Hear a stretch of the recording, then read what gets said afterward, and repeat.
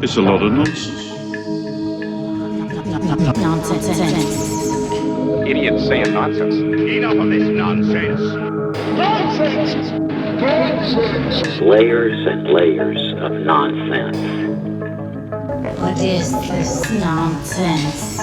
Nonsense is everywhere, surrounding us like an invisible cloud. Nonsense in a new light. That is what is nonsense. Every day they write articles on nonsense. A little nonsense now, relished by the wisest. Nonsense. Hello and welcome to Nonsense, the podcast where no topic is off topic and we explore the depths of the nonsensical world in which we currently find ourselves living. Today I'm joined by the wonderfully brilliant Yvette Granata. She's an artist, professor, philosopher, theorist, and scholar. Her work is thoughtful and evocative. She explores a wide array of topics and mediums through her work, which at its core seems to be driven by an overall curiosity of emerging technology and the human condition in relation to our ever-evolving technological landscapes. Thanks for joining us today. Yeah, thanks for having me. Yeah, for sure. First off, could you give us a kind of brief overview of kind of who you are and your history? Sure, yeah. So it's kind of a convoluted story about how I got to where I am now, but I'll try to keep it short. I started off working in the film and television industry and was doing set design and art direction, filmmaking and experimental film.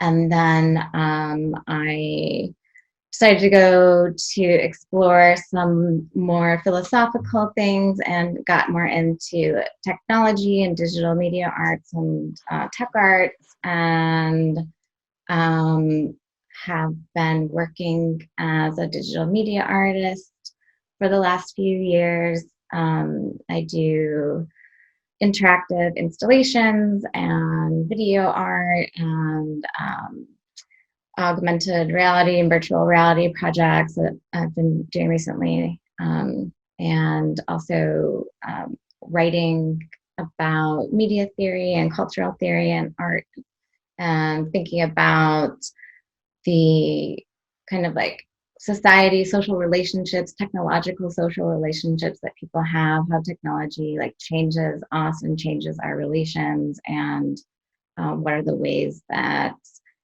we can like work creatively with technology to create new relations. And I did a PhD at SUNY Buffalo, which is a practice and theory media arts program, which kind of let me explore a lot of experimental methods of like thinking about how to make art and also invent sort of new systems and also write critically and philosophically. So it's kind of a mixed bag of a lot of things, but yeah, that's a nutshell.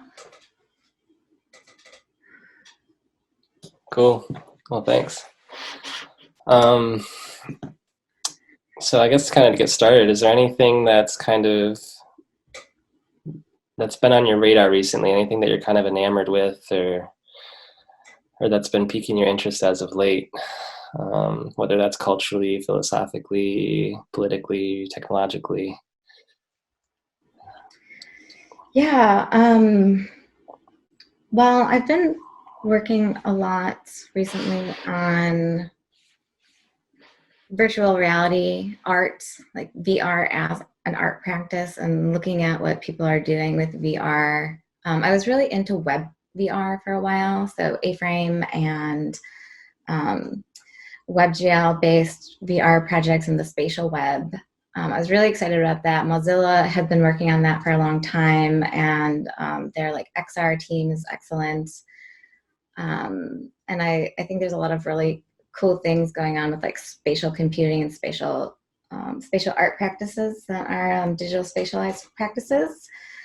But I think it's it's kind of always this thing of being on the verge. Like virtual reality has been around since the 70s and 80s, where people are like, it's always on the cusp of becoming this thing that's gonna, we're gonna get sucked into it and it's gonna take over reality and we're never gonna unplug, and it just never happens. So I think like every time there's sort of a new development with VR, it brings in like new things to light. So I think that the spatial web is a really interesting idea of like that, early VR didn't have, like how do we have like spatialized, spatial computing that connects us. And I think it's getting to a really exciting point with things like the VR chat and alt VR and people, it's really like fast to make these kind of VR meeting spaces. So I've been really into that and looking at also like what artists, so, with the pandemic also and people being socially distanced, people trying to figure out like, how do we use this VR space to reconnect or create art shows or, have events, music events, all these things. So I've just been kind of really closely following what people are doing with that. And in some ways there's like, I've seen a lot of art shows trying to do VR shows where they just reproduce a gallery and then have like art hanging in it. And in some ways I'm like, well, I kind of feel that photography is good enough for viewing certain kinds of work. Like I don't necessarily need to look at a painting inside of a VR space if it's not going to have, like sometimes like photographs are higher resolution of paintings anyways. I'd rather see like a high resolution photograph than a VR painting, unless there's something about it that is done well or fits the medium. So I think some people are doing a really cool job and doing interesting things, and then some people are still figuring out what to do with it. But yeah, so the other thing I've been really into is this like monolith news going on. Like the monolith shows up in Utah and then disappears, and there's one in Romania and disappears, and now there's like one in California. It's my new favorite genre of news, is like monolith news, and I really want to see more. I want to see more about the monoliths. And I saw recently there was an article about it. There was a group, an art collective, claiming responsibility. I don't know if you saw this. Haven't seen that. Yeah, so they were like, they're kind of I think their collective is called The Most Famous Artist. Okay. It's super interesting. It was a more interesting explanation than I was expecting. I think a lot of people were saying it's like a prop that was left over from Westworld or something. But no one from Westworld spoke up, so I was like, what is this? And this art group, it's either the most famous artist or like the biggest artist in the world, something like that. And they have images of them like making the piece, and also they have it on the blockchain as a certificate of authenticity for the piece. But they're also really cryptic about it. Like they don't put their names on there, and they don't say whether or not you actually buy the monolith or if it's like the concept of the monolith. So I'm really excited to see where this monolith performance art or whatever it is, I want to see where it goes. Yeah, it's pretty interesting. I saw somebody recently made a AR app that you can put the monoliths wherever you want. Yes. See, that's a really good example, like someone doing a quick cultural turnaround response with like an AR project. Yeah. I love that. I love people who do that. Yeah. Like respond to them. There was also did you see the it's like, what was it? 4 Seasons total landscaping in VR. Mm-hmm. It was like a furry meeting space in VR chat. Someone made okay. Yeah. The 4 Seasons total landscaping from that horrendous Giuliani like press conference. It was hysterical, and they did it within 24 hours, and it was really good. Yeah, that's pretty amazing. It is pretty interesting to see how people are responding. It's like we do have a lot of time on our hands at the moment, it seems, to kind of be immersed in culture and then respond to culture artistically, which I think is really fascinating. Yeah, it's kind of, I've been so glued to my computer screen, and I usually am anyways, but just with the pandemic, like literally not going anywhere, it's just that many more hours of me looking at every ridiculous thing on the internet. I'm just like, what's going to happen when this ends? Like, what am I going to be making? It's going to be crazy. Yeah. Yeah. I'm curious to see too. And it is interesting. Like I feel like VR still hasn't had its full on adoption yet, but this is definitely pushing that. And I'm seeing things like video games, doing immersive musical experiences. Like Travis Scott did an event. I think Little Nas or whatever his name is, did an event as well. And there's people that are exploring event space within video game worlds. And I know that there's a company called Wave VR. I'm not sure if you're familiar with them or not. I'm familiar. They do virtual reality immersive concerts, and they did something with The Weeknd and TikTok. They did a big event with them. But I know that during this whole pandemic, they've kind of exploded as far as their like visibility and their users like coming into the space. So it's yeah. I think it's, there's a lot of people trying to figure out also how to use it for, conference meetings and different things like that would normally require, global travel, and thinking about it for the long term in terms of reducing carbon emissions from certain things, like, oh, maybe we don't always need to fly around the world to do certain things, that if we create like really good VR spaces might actually help to abet some of our carbon emissions and help with climate change. So I'm kind of hoping that also pushes it as well, that maybe we can create really good, comfortable spaces, but that are also doing something that aren't just, this kind of like novelty thing, but people use it as a sustainable practice too. Do you see it as being something that can really take off, though, in a sense? Because I mean, speaking even like from the user perspective, I know that you've personally had some issues in regards to like being immersed in VR and kind of what that's like adjusting to that reality, so to speak.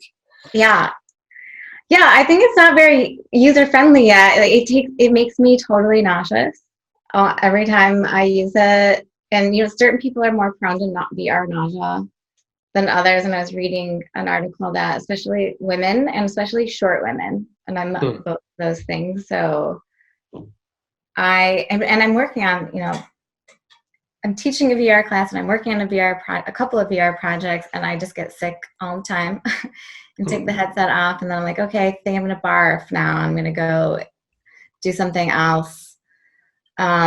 They're trying to work on that. There's a few different things that, if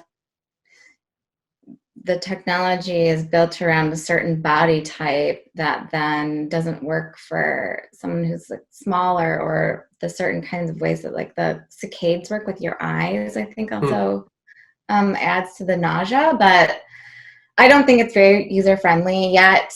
It still takes some getting used to, and I've been trying to design like these.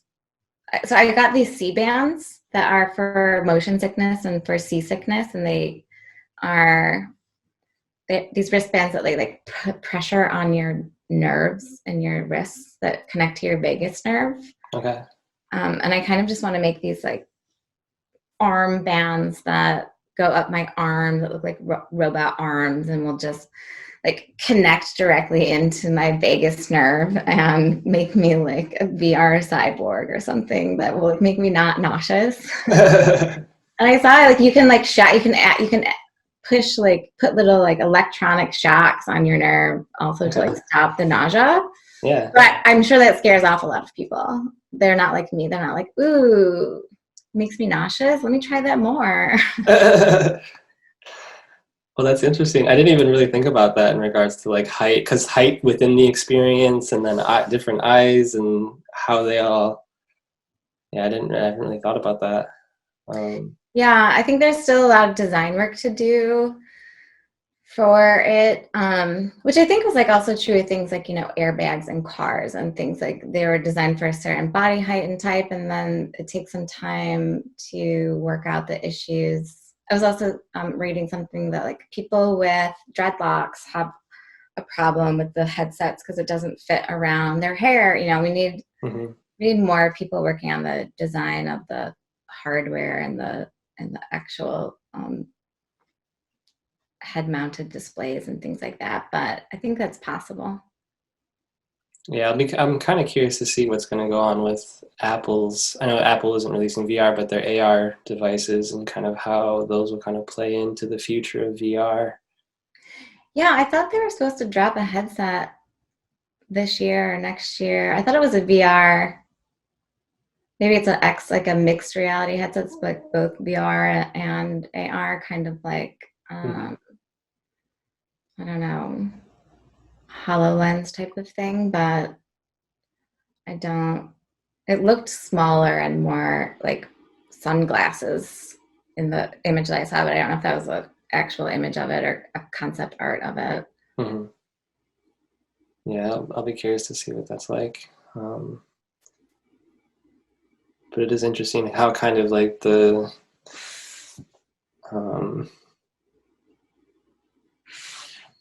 biases, I guess, that are built in to things, which kind of gets me into actually my next question, kind of talking a little bit. You have some projects that you've done some machine learning kind of stuff, or stuff involved with machine learning. Yeah. And I know that through that, through the process of creating that stuff, you've started to uncover a lot of the biases and problems that are emerging with a lot of that technology. Would you be able to kind of speak on that a little bit? Yeah.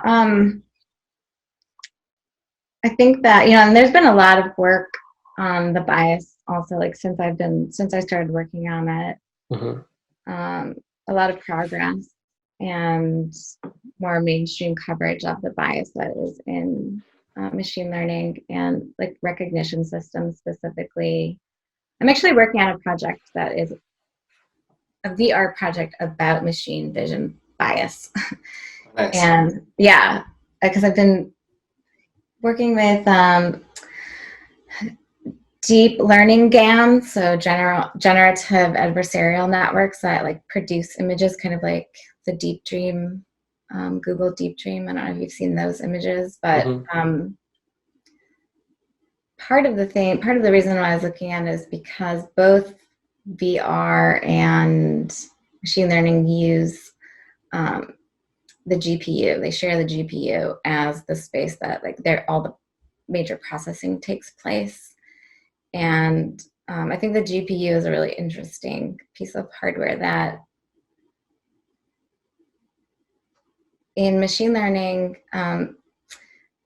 connects to graphics and visuals. And those things, there's certain kinds of biases that I have been looking at in terms of like image bias. Like how do certain images come to be labeled by different image recognition systems, and what is it that they're connecting between like the image and the sort of like label that they've been trained to like label things on. So I was working for a while. I have this project, this AI VR project that is about, it started with me looking at the Google Vision API, where you can use it to label different images, and it's like trained on this, massive set of images that Google has, and it's something that you can connect to label any sort of image, and includes being able to label things as like safe for work or not, or a spoof or adult rated or things like that. And I was just using images myself, and it kept labeling me as like possibly adult content. Like no matter what I did, and I didn't understand. It was just like a picture of me in a sweater. And it'd be like, this might be adult content. And I was like, what is it? Why am I triggering this algorithm all the time to label me as like pornographic? And this is a few years ago now. So it's gotten better in the last couple of years. They've become more aware of it, but it's really gender biased.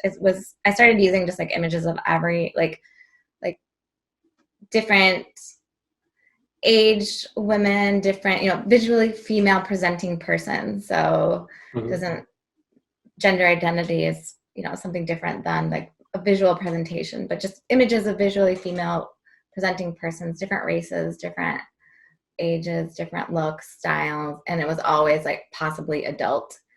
So I was like, this is a huge problem if like every kind of female looking person is going to trigger Google as like possibly porn. So I was trying to create like interventions into that with creating my own kind of image set based on like 3D models that I was constructing from a generative adversarial network, and these sort of like weird alien faces and things like that, and trying to retrain it to not really be so gender biased. And I'm creating the sort of experience where you'd be able to like see these alien sort of sculptures in a VR space so that you can see what they look like, and still in the process of making it. So I don't know where it's going to end up, but that's one of the things that I've been working on with bias. And then also, living in Detroit, there's been a lot of local kind of activism work that I've been getting connected to with the Project Greenlight, which is the surveillance system that is automatic image recognition, video surveillance that profiles people and connects them to, crimes. And so like there's been more than one person now who has been falsely accused of a crime because of the image recognition system being wrong. In terms of race, like the systems are really bad at analyzing Black people's faces, and it's wrong all the time. I don't even know why the city has implemented it. So there's like a huge percentage of error, and it's like 80% Black city. So like, why is this city using a system that is such a bad history or track record with being racially biased? It seems really bad. So I'm interested in that and looking more into it. And there's a lot of people doing work, activist work to try to get it off. And I don't know, unfortunately, the most recent kind of thing was the city decided to expand it. So. Really? Yeah.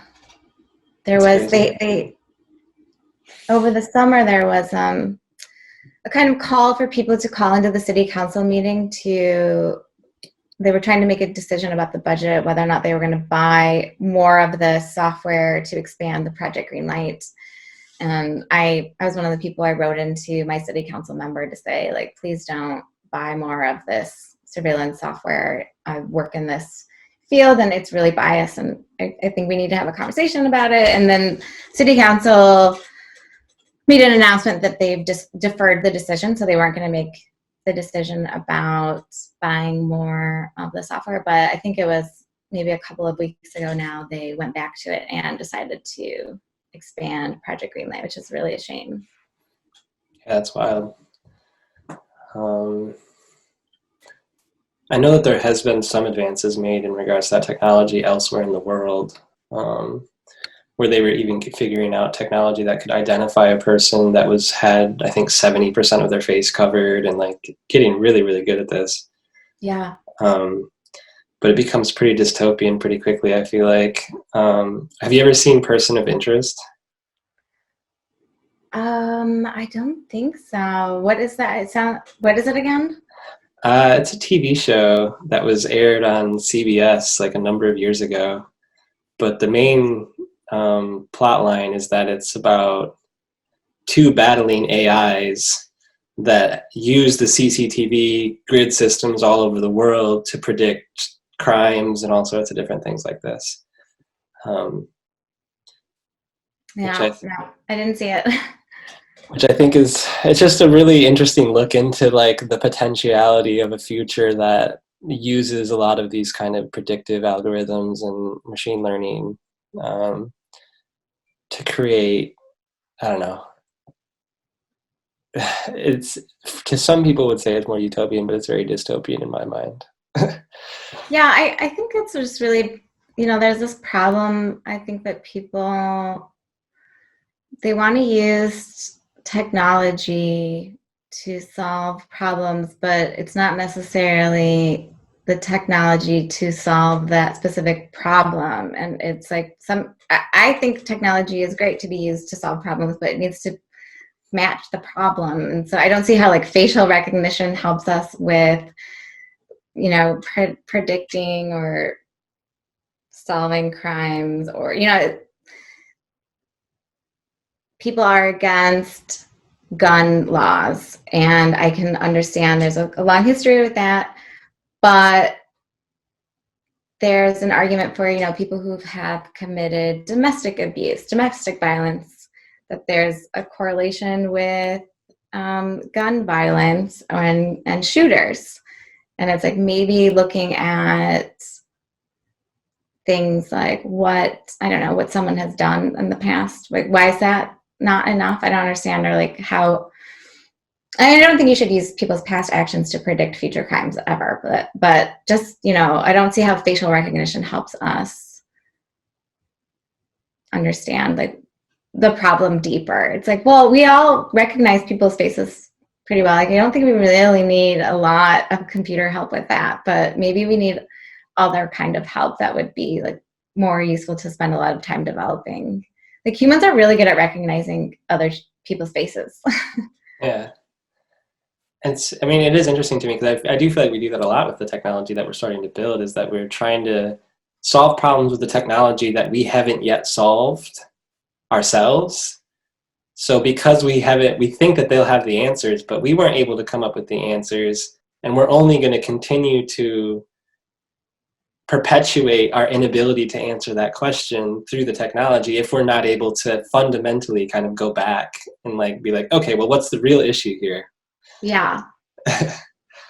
Or like, what's the problem? Like, why is this area having a lot of gas stations be held up? Like, maybe there's a social problem there to be solved that we could like spend our money and time solving the poverty that is in the area. That's probably why people are robbing gas stations, because they're poor. Like, I don't know, things like, yeah, I'd rather solve the problem than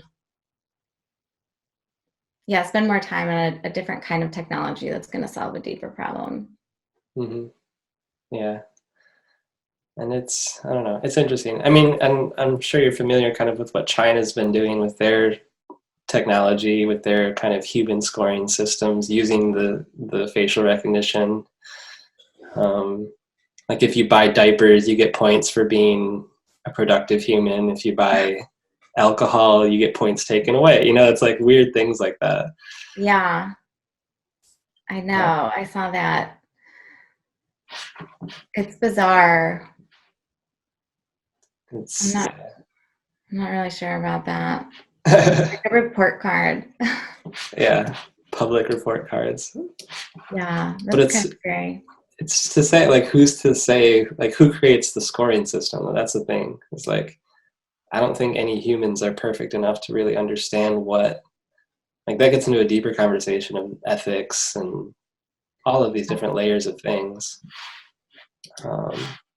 Yeah, I mean, I think we have a lot of like bigger brute problems to solve, which comes down to like our inability to cooperate as a human species, which I think that's what we really need to focus on. I was looking at the United States had in the Global Health Index report in 2018, they were rated #1, like by far, of any country able to respond to a pandemic. of like having the most available technology, communication systems, medical staff, medical technology, like technologically, communications wise, and like infrastructure wise, we were rated number 1 by far. Mm-hmm. And if you don't have anyone able to actually use those things, then the technology is useless. And you know, look where we are. We're like the worst country in terms of pandemic response. So it didn't do anything to have it. If you don't know how to use it, if you can't like cooperate to protect yourself from dying, then I don't know.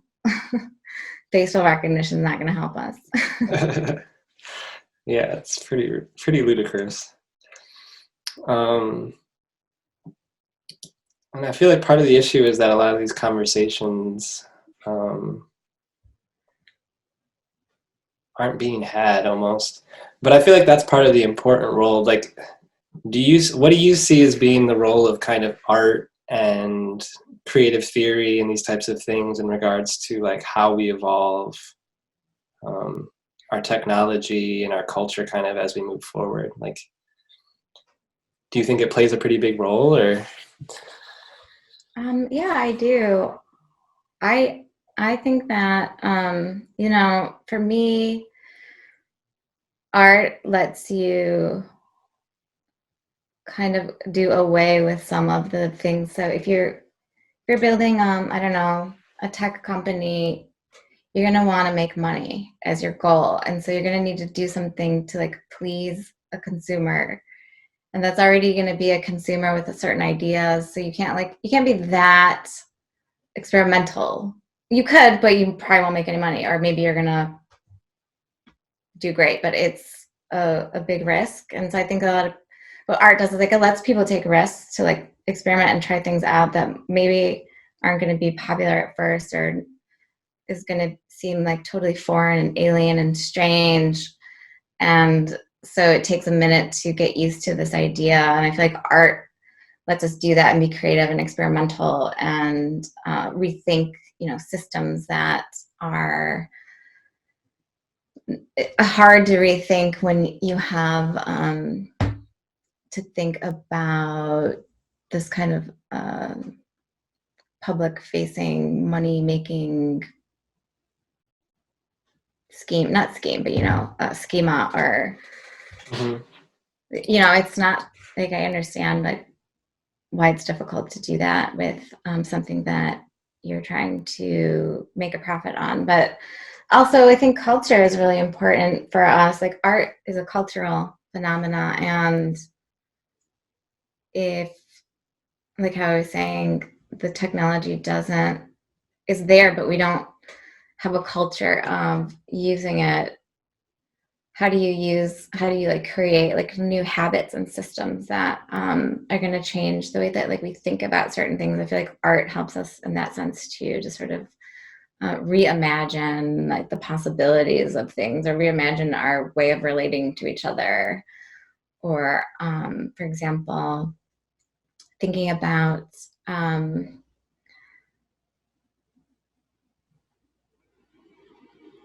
like maybe rethinking the culture of this sort of like American individualism, but without it immediately like it's always this thing of, oh, it's either this or it's communism, and then people freak out, and it's like, well, maybe we can come up with completely new ways to think of it. Why it's not only two options. We need like creative, imaginative, artistic thinkers to be there to make a new thing that's going to be exciting. I don't know. Yeah, I think that's a really important point that you bring up, and I think that that's something I've been really frustrated with personally. The bipolar, the duality, and through the duality there comes this separation from, rather than this like coming together. And same thing with like, oh, it's like the capitalists or the Marxists or whatever theories you want to throw on it, whatever ists you want to put on it. It's like, why does it have to be one or the other? Why can't it be some new form? Like, I feel like as humanity is evolving in some ways, but I feel like our political and cultural systems feel very antiquated at the moment, because it's like we're choosing between two things that neither choice we like. It's like, why are we not destroying the system and rebuilding some new solutions, some new responsible ways of thinking about the world, engaging with the world politically, culturally, economically, or otherwise? Like, I think that's really important. Yeah. I was talking with someone the other day, and we were discussing the sort of problem with healthcare and how it's so difficult when there's all these people who view healthcare as something that like privatize healthcare as freedom. And it's like, that is the opposite of freedom. Like having to have a certain job in order to have healthcare, it like is so restrictive. Mm-hmm. And people who live in countries where there's public healthcare don't have to pick their job in order to have healthcare. They can choose different things to do without it being about whether or not their job has healthcare coverage. So it's like, where did this idea come from that it's more free to have privatized healthcare? Like, that's crazy to me. So we were thinking, like, what are ways to, and he's an artist also. We were thinking about ways to reimagine American systems, American healthcare systems, and economic systems in a way that's not going to sound like it's borrowed from, European socialism, because so many people are just like allergic to that in America.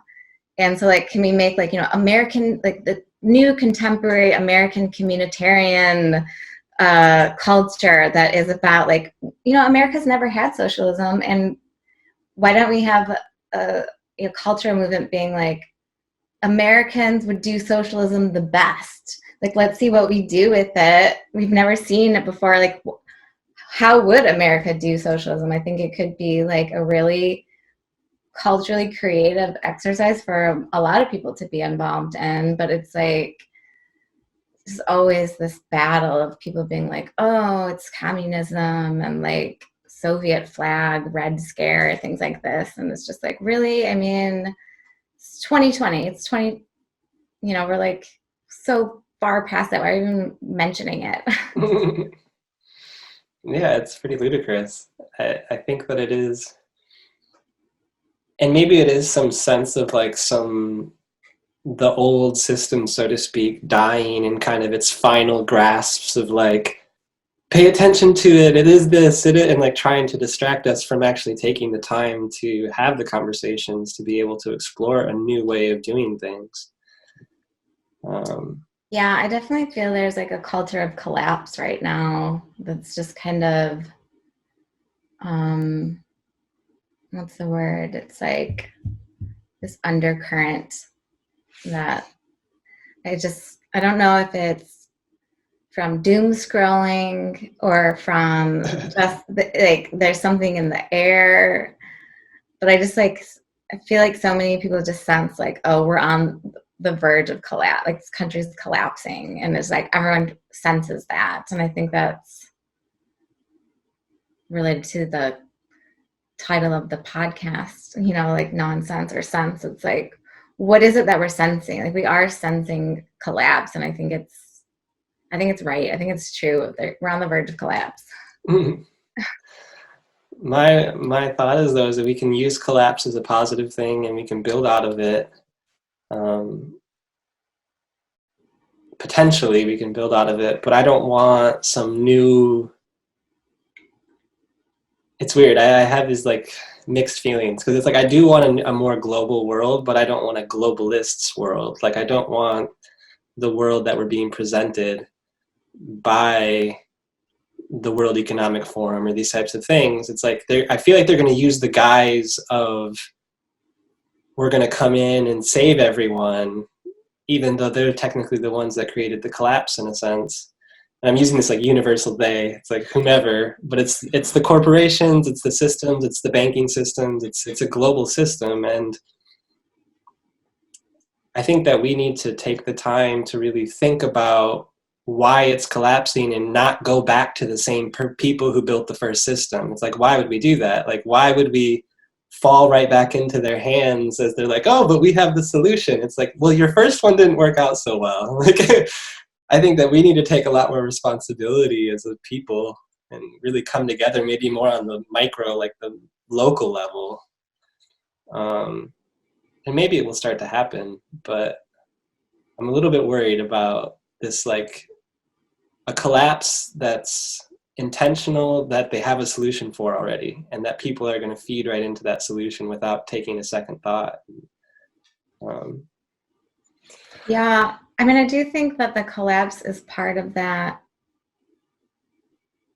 You know, I kind of would flip what you would say and say, like, the people who are going back to the same solutions are like causing the collapse because they can't think of new solutions to the new problems. They just keep going back to the old system in order to try to solve new problems, but it's not adequate for the problems. And so it's kind of like they're producing this collapse and then trying to say they know the answer to it by going back to this old thing. And it's like, no, that's also furthering the collapse. Like, your inability to come up with a new way to address this is going to add to the problem, which I feel like is what we have. But I also think it's not everywhere. I feel like it's a stronger sense in America than, you know, like one of my best friends lives in China, and there's just, you know, we compare sort of the dialogue going on, conversations, and I think that American sentiment's a lot different than the Chinese. I think the Chinese are a lot more positive about the future right now than Americans are. Well, China is living in a slightly fast-forwarded version, I think, of where they want us to be, in a sense. And it depends, I think, where you are in China too. And it's like, yeah. And what end of the political spectrum you are in China as well. But there's a pretty, it's interesting. I call it dystopian, but a lot of the people there are happy. Like, there is a certain level of happiness, there's a certain level of health, there's a certain level of awareness that they're kind of happy with the way things are, even though they don't have as many rights, so to speak, maybe as we do or did. So it's weird. It's like there is a dystopian element to it, but there's also a lot of positive that comes from the world that China has created. And I think a lot of that comes from their history. I think a lot of, like, they have a far more, like a broader, more in-depth history. Yeah, they have like 10,000 year history. Yeah. Like being China, basically, which is not what America is at all. But yeah, I don't know. I don't know enough about the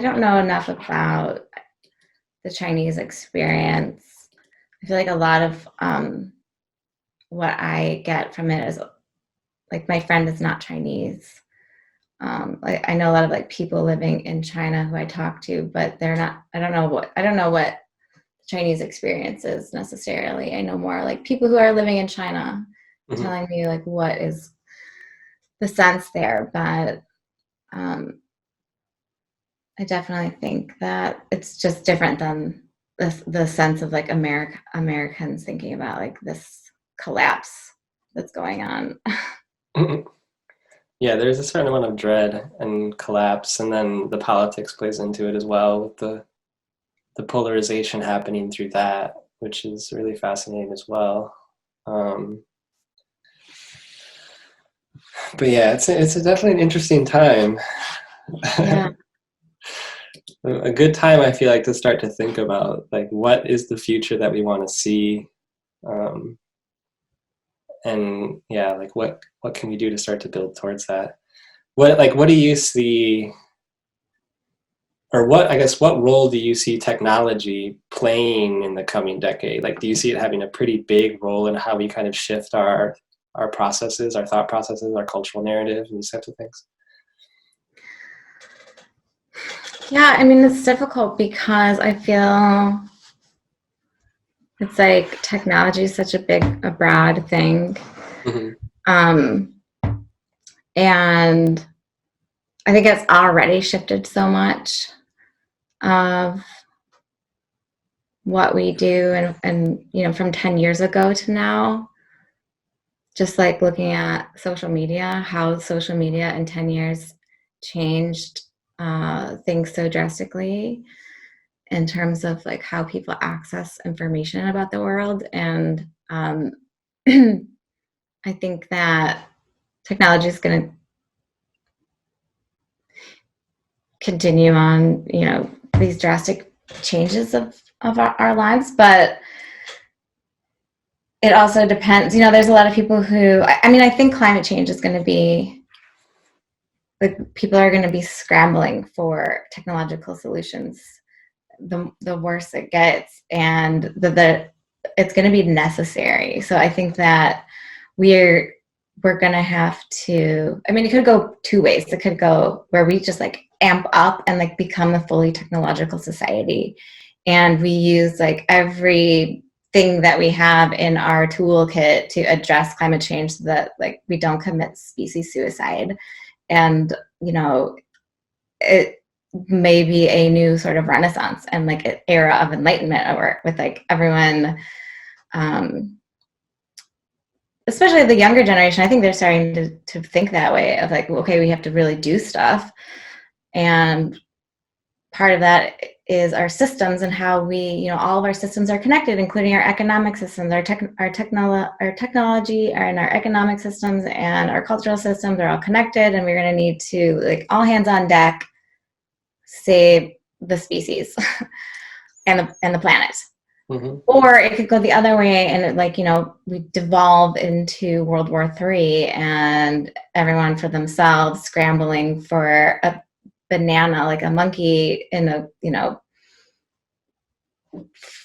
flooding territory and things on fire. So I don't know. I think it will be important how we respond, and people, like, technology could be what we all focus on, or and as a way to address a problem, you know, not as not just as, I think the kind of era of the tech boom, what was that, the internet boom, the www bubble of like people making a lot of money from websites and like ad sales. I think the tragedy is so much of the internet infrastructure has been built for advertising. Mm-hmm. And I'm like, what a stupid thing to have like so much time and effort focused on. Maybe we can redirect that towards other means instead of just for ad sales, advertising and ad and selling, I don't know, stuff on Amazon. Yeah, I think it would be good. I think that it's definitely, I think that there's a certain window of time that we have, like you're saying, like we climate change and things like that are going to start to press on us more and more.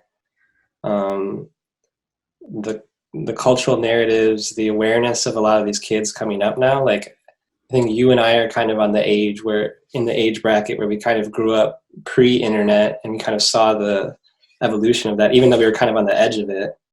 But these kids now that are raised with it, it's I'm fascinated to see kind of how they start to build and engage with technology, and this kind of solutions that they start to think of and come up with, being brought up in a world where information is so readily available.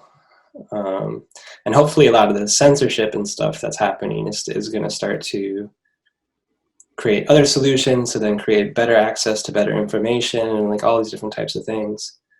And that through the result of all that, we can come to a more concise awareness of truth and of what real information is, like what information is actually truly important. Stop being distracted so much by all of the chaos of it. Yeah, I think that's a really good point. I think that information, good information, is necessary for also like creating new kinds of systems that work and that work well. Because when you have bad information, you create bad outcomes.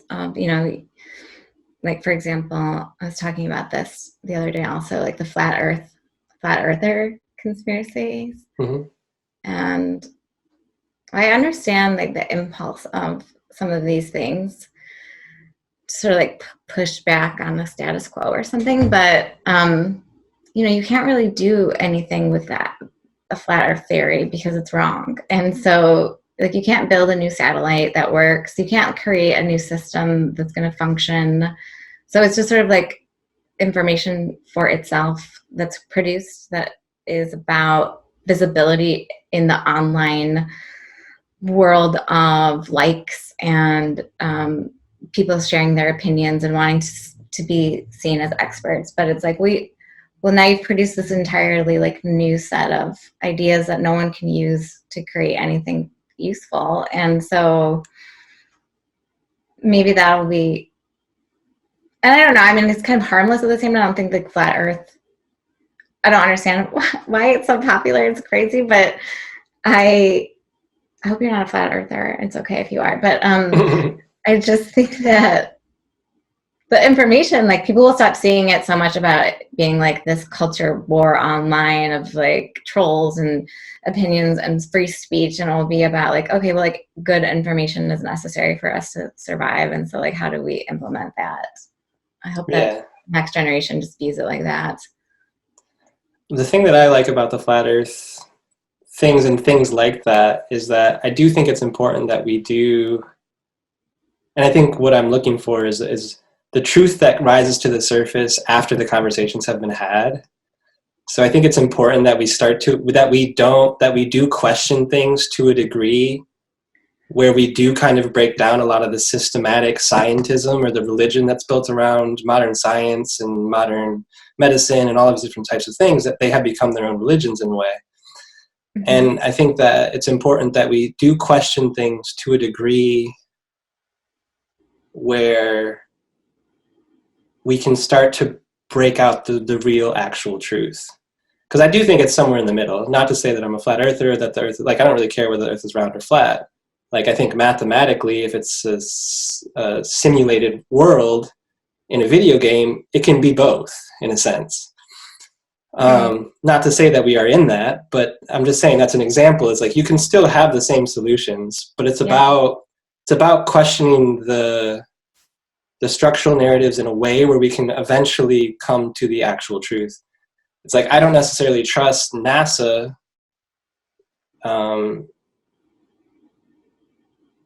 But I don't necessarily trust a flat earther either. You know, it's like there's got to be something somewhere in the middle. It's like I don't know. It's interesting. I think that it's going to create conversations that need to be had and break down a lot of the old structures and allow us to kind of get to what I was talking to earlier, which is like get to a place where we can create new solutions, like for a new world. Whether that world is flat or round doesn't matter. What matters is that the solutions that we're creating are not built in the old polarized ways of thinking. Yeah, I like that. I mean, I know you're saying about this idea. I actually really like the idea of in a simulation of an Earth can be both a sphere and flat at the same time. I think that's true. Especially like if you think about code, like a code is 2D and that can like produce a 3D object or something. Exactly. So it might be like the way you interpret flat Earth. Mm-hmm. But I haven't heard that in the flat earther things that I've seen. So I think that's a really smart analysis that you've added to it. But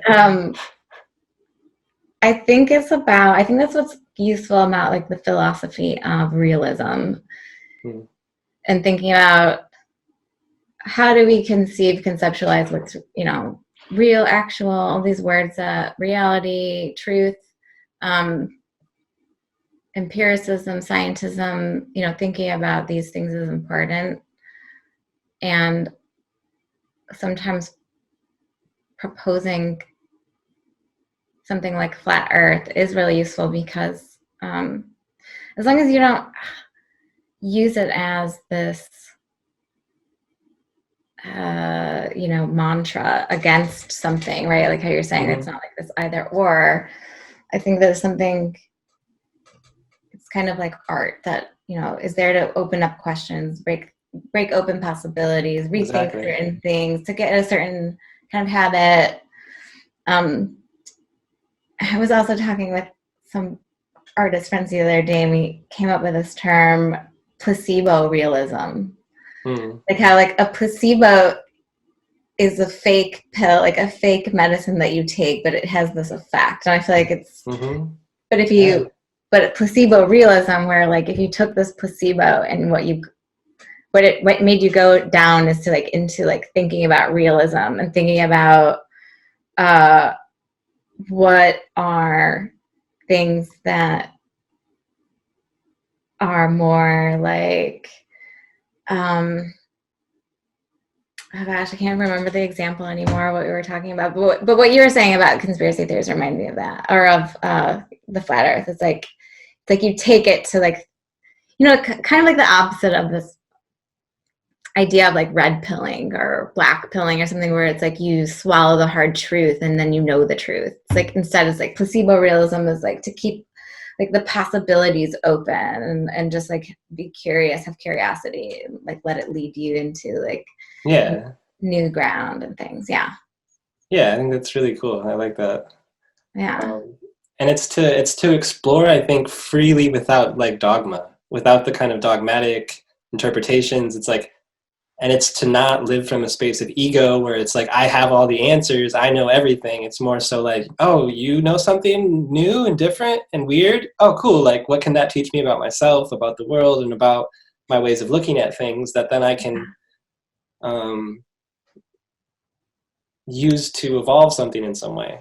Mind you, I do think that we do need to get to a point where there is some sort of agreed upon truth so that we can create a foundation to build from. But I think that we are in a point of breaking down to such a degree where it's important that we're kind of at that point where now we can kind of explore in order to rethink and rebuild those foundations. Which is kind of why I wanted to start this podcast, because it's like I want to have conversations that allow us to kind of do that. It's like, okay, how can we start to explore that? I think that's really, I mean, the conversation needs to shift the way that there's so much of this ego of like, I'm right, and you're wrong, this side versus this side, and we're not going to talk to each other at all until everyone's, I don't know, gone. That's what it seems like. I had somebody, a friend of mine posted on his Facebook that he's like,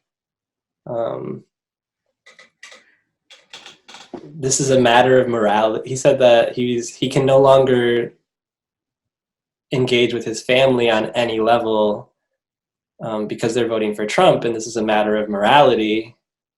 And it kind of made me laugh, because I was like, in this idea of morality from a perspective of like disengaging with someone completely, it doesn't seem like moral in my mind. It doesn't seem, I was like, this doesn't seem like something that I want. Like in my version of what a moral world is, or this ethical world is, I feel like we should be able to have conversations and not totally throw someone under the bus for their opinions, and be more open to these things.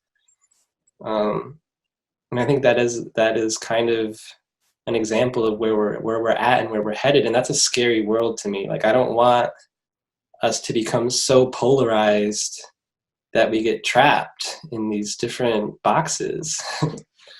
I feel like it's really a behavioral issue that is definitely from the internet comment sections started it or something, of this way of behaving. Because I think still talking in person, well, not the government, there's real enemy situations going on there, like not talking across the aisle. But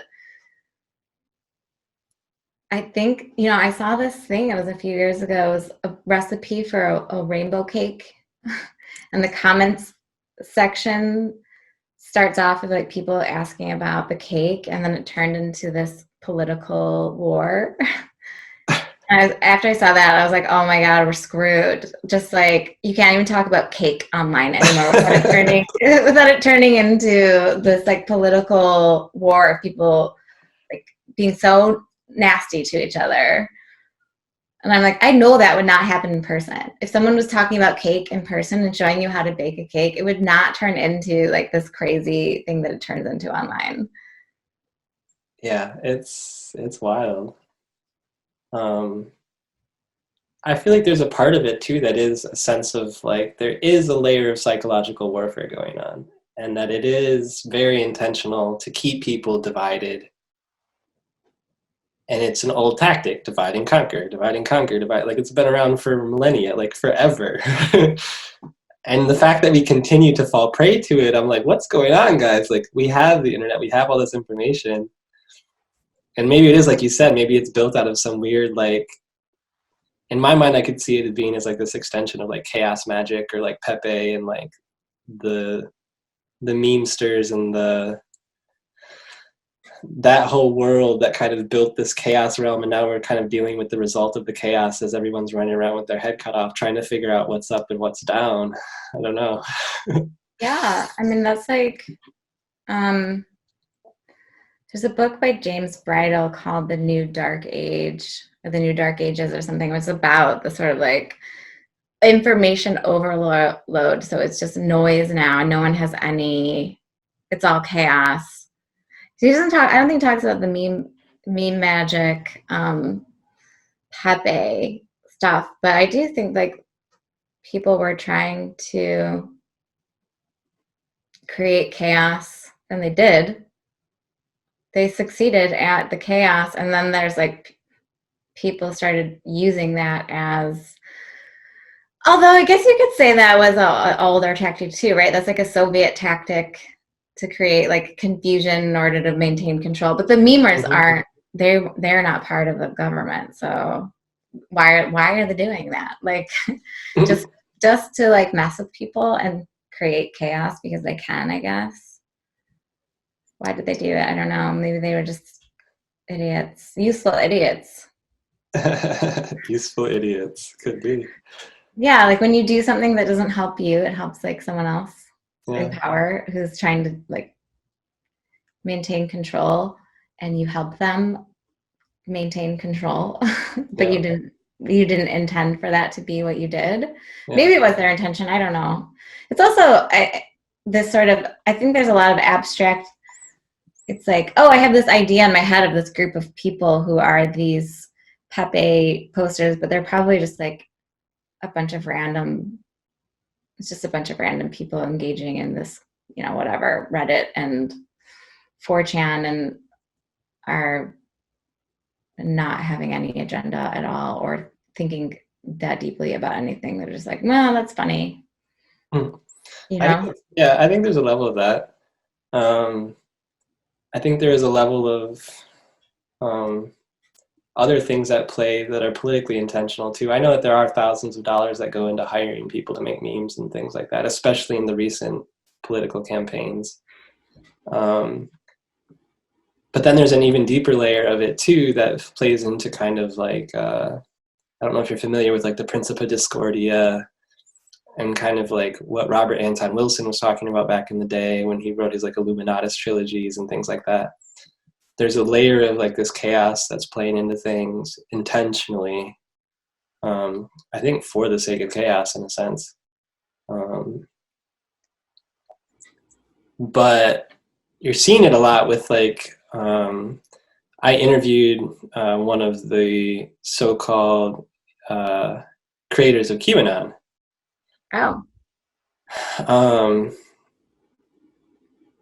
And he describes it as a LARP. He says it's a live action role-playing system, essentially. Yeah. That we're very deeply immersed in. And it's a psyop, essentially, the psychological warfare on the American people. And it's fascinating to hear that from somebody who potentially created it. So that QAnon is a psyop? Yeah, it's a LARP and a PSYOP, but it's like it becomes at a certain point it becomes so multi-layered because it gets a personality of its own almost. And a lot of the people who were maybe involved in the original LARP, who knew it was a LARP, they get so immersed in it that they forget that it was a LARP to begin with. Yeah, I mean, I recently went down a kind of QAnon rabbit hole to look at it because I've heard about it a lot, but I never really looked deeply into it. It just sounded so silly. And then once I looked into it, I realized, I was like, oh, this is like a game. It's LARPing. And it also, so a few years ago, I did a project on a thing called the crypto persona, which was looking at these sort of online communities that they're all about like trying to figure out these mysteries and then like debunking and then like doing like creating these things that people have to, like puzzles that people have to analyze. Mm-hmm. So there was this one like video based thing called Meat Sleep that I was following, and it's like some person was like posting video and then taking it down and putting it on, and people were following it, and there was sort of like mysterious clips. It seemed like maybe they were like kidnapping people. And then eventually it got really weird after 2 years. And then all the videos came down and one video was put up that said like an explanation that said like Meat Sleep is a group of 11 people in like 8 different countries and 4 different continents. We roll a dice and we do this. And then all of you have been following along trying to analyze what's going on, which led our next moves. So it was like basically like everyone was in the process of like producing this story in trying to figure it out. And I was like, that's exactly what QAnon is. It's like this game of trying to figure out these cryptic clues, and then in the process they create the story, and it becomes this community. And I didn't realize that till I like looked into it, and I was like, oh, everyone talks about it like it's these people believe that. I mean, I think there are people who believe it, though. They do believe it deeply, but it's not like they get into it by playing the game. Basically, that's my analysis. I don't know. I don't know enough about or anyone who is in it. So you talked to someone. So how, was the person who you interviewed, did they like believe it? Well, he's essentially one of the original creators, and he built a lot of it from the Cicada 3301 puzzles, kind of. I don't know if you're familiar with those, but those were similar kind of to what you were describing, which is like this puzzle game that appeared on the internet a couple of years ago, and no one really knew what it was. They thought it was like a recruiting mechanism for the CIA. They thought it was all these different things. And it led into a few other LARPs, I guess, or live action role-playing systems that were all very fascinating. But the fascinating thing to me about it was I got into Cicada for a little while, and it was like a lot of very heavy occult, alchemical undertones, a lot to do with linguistics, with gematria and numerology, and like all these different types of things. And I think that's what inspired a lot of the QAnon. There's all the links into the gematria and the numbers, and every number has a meaning, and every word that's capitalized. It gets really intense. But what he essentially says is that he started it out as kind of a PSYOP LARP, and he says at this point it's taken on a life of its own. And he kind of is connected into the core of it still, but he doesn't say how much, he's kind of still being a little mysterious about it. But yeah, that makes sense. That's exactly, once I looked at it, I was like, oh, it's like this cryptic game thing where you have to figure out stuff, and that's why people get hooked into it. But he potentially says, like, for all you know, and I've done a little bit of research into it and found that there's some military groups that are tied into it as well. So there is a potential that it is being used by military groups to do different layers of PSYOPs, to do different layers of things. And I'm not a fan of Trump or Biden. I think that they're both kind of idiots. But I think that the games that are being played on people are fascinating. And I think that the it's all very interesting. And to me, it goes back into kind of what I was talking about earlier, where it's like there's like this, it seems like there's kind of a planned collapse happening, and that this is part of the chaos of the collapse. It's like part of the distraction mechanisms at play. So it's like you keep it all in play, you keep everyone distracted so that you can, and you keep both sides. Like if I was going to control a political system, I would own both sides, and I would have them, I would create a political chaos. I would have Trump win so that there would be a civil war. Like if that was my end goal, it would be like, oh yeah, this makes sense. Oh yeah, name a false victor, do all this stuff and play out this game so that you could actually keep everyone distracted the whole time. Because we're all paying attention. But who is this owner of the system? Like, and what are they? What's their purpose and goal? Like, it's hard to say. Like, I don't really know. I mean, there's the obvious ones that you could be like, oh, the Rothschilds or the Rockefellers, or follow the money or follow these systems. And it's like, that may be true to some extent. Who's to really say? What I can say is that if I was to play both sides, like if I was in control on some global scale, this is what I would do. It just makes sense to me. It's like, I would do this. I would have this play out like this, because to me, that's how you would create the chaos. You would create the division, and you would keep everyone busy and all of these things so that you could have a solution in the long run. It's like, oh, here's the Civil War. The Civil War allows us to cover up a lot of the economic collapse, because now the economy was already collapsing. It's not that it wasn't. And if you pay attention to economics, you can tell that. And it had collapsed 2008 and like all these different things. These are all layers of a broken system. And the best way to cover up your failure is to kind of keep everyone so distracted and to kind of push them into this civil war, into this chaos, so that you can kind of cover up your tracks in the chaos. And I don't know who's in control or if there is anyone in control. I'm just saying that if I was in control, I would do exactly what's happening right now. yeah, I mean, I see how like there's a story to construct that makes sense out of that, but I think for me, I think the collapse is happening not intentionally. I think like civilization goes through cycles of collapse, and like we're in one right now, and I think it's just, I mean, I think I have a much more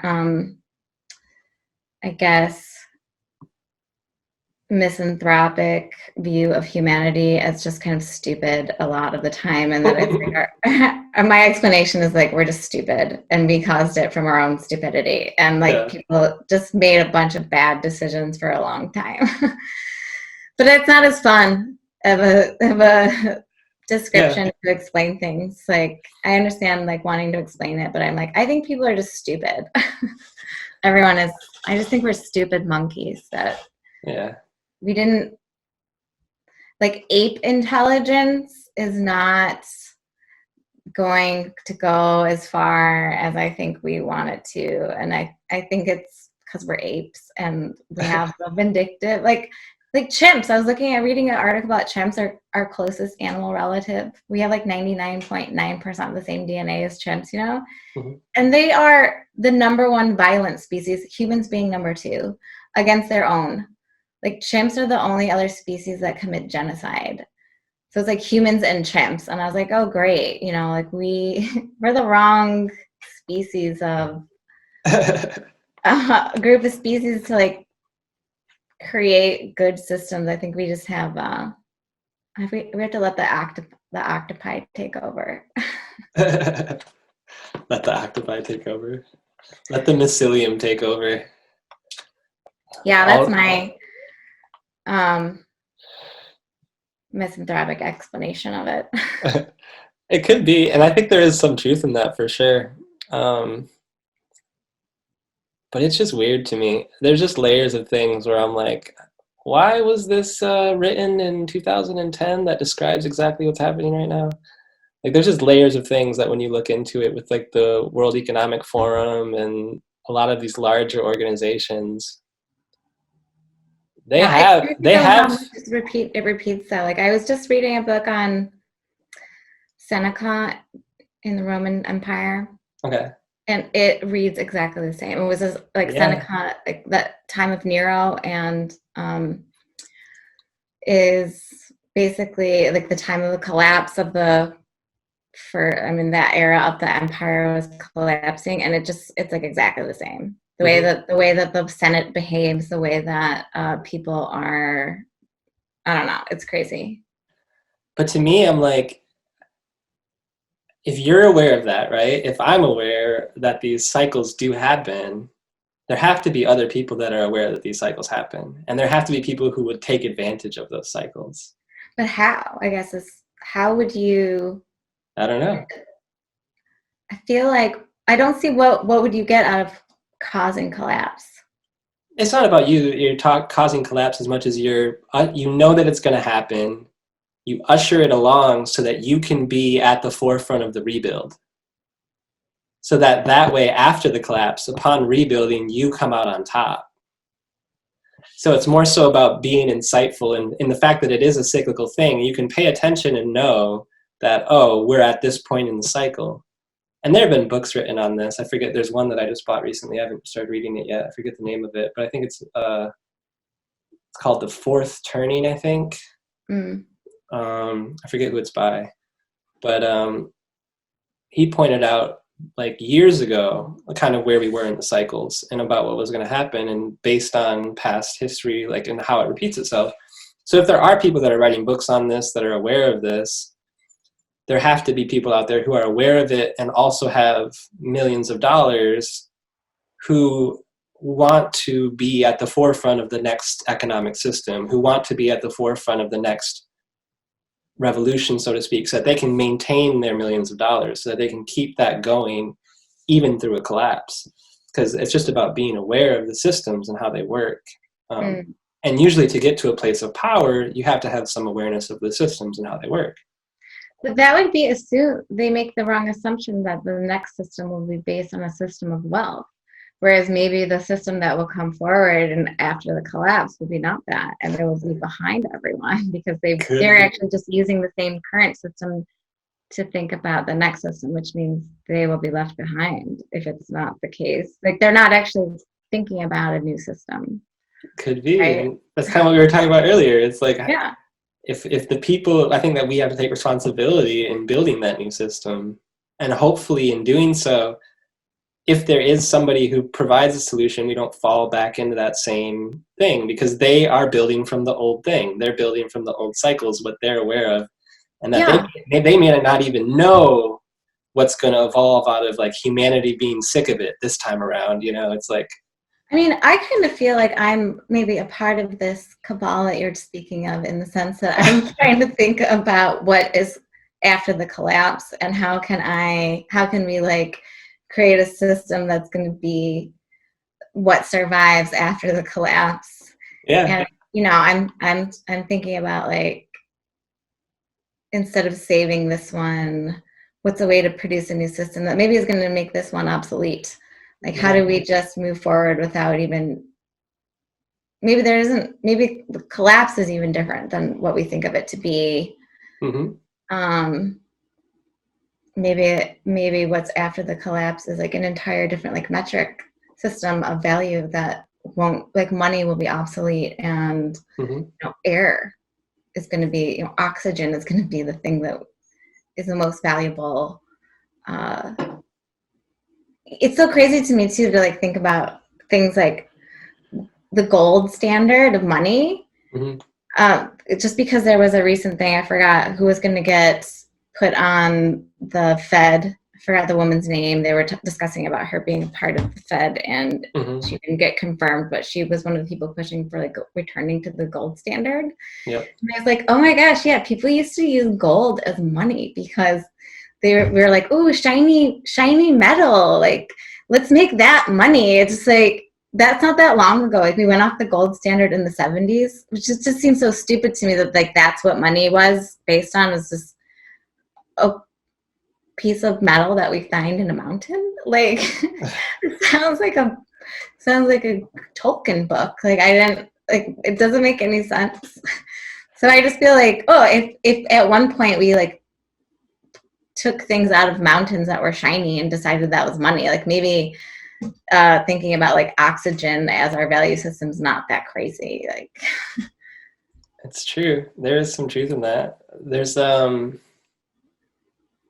I think the cool thing about the gold standard is that there is a standard of, there's a cohesive measure of value. That's why people say Bitcoin is, it could be like a gold replacement.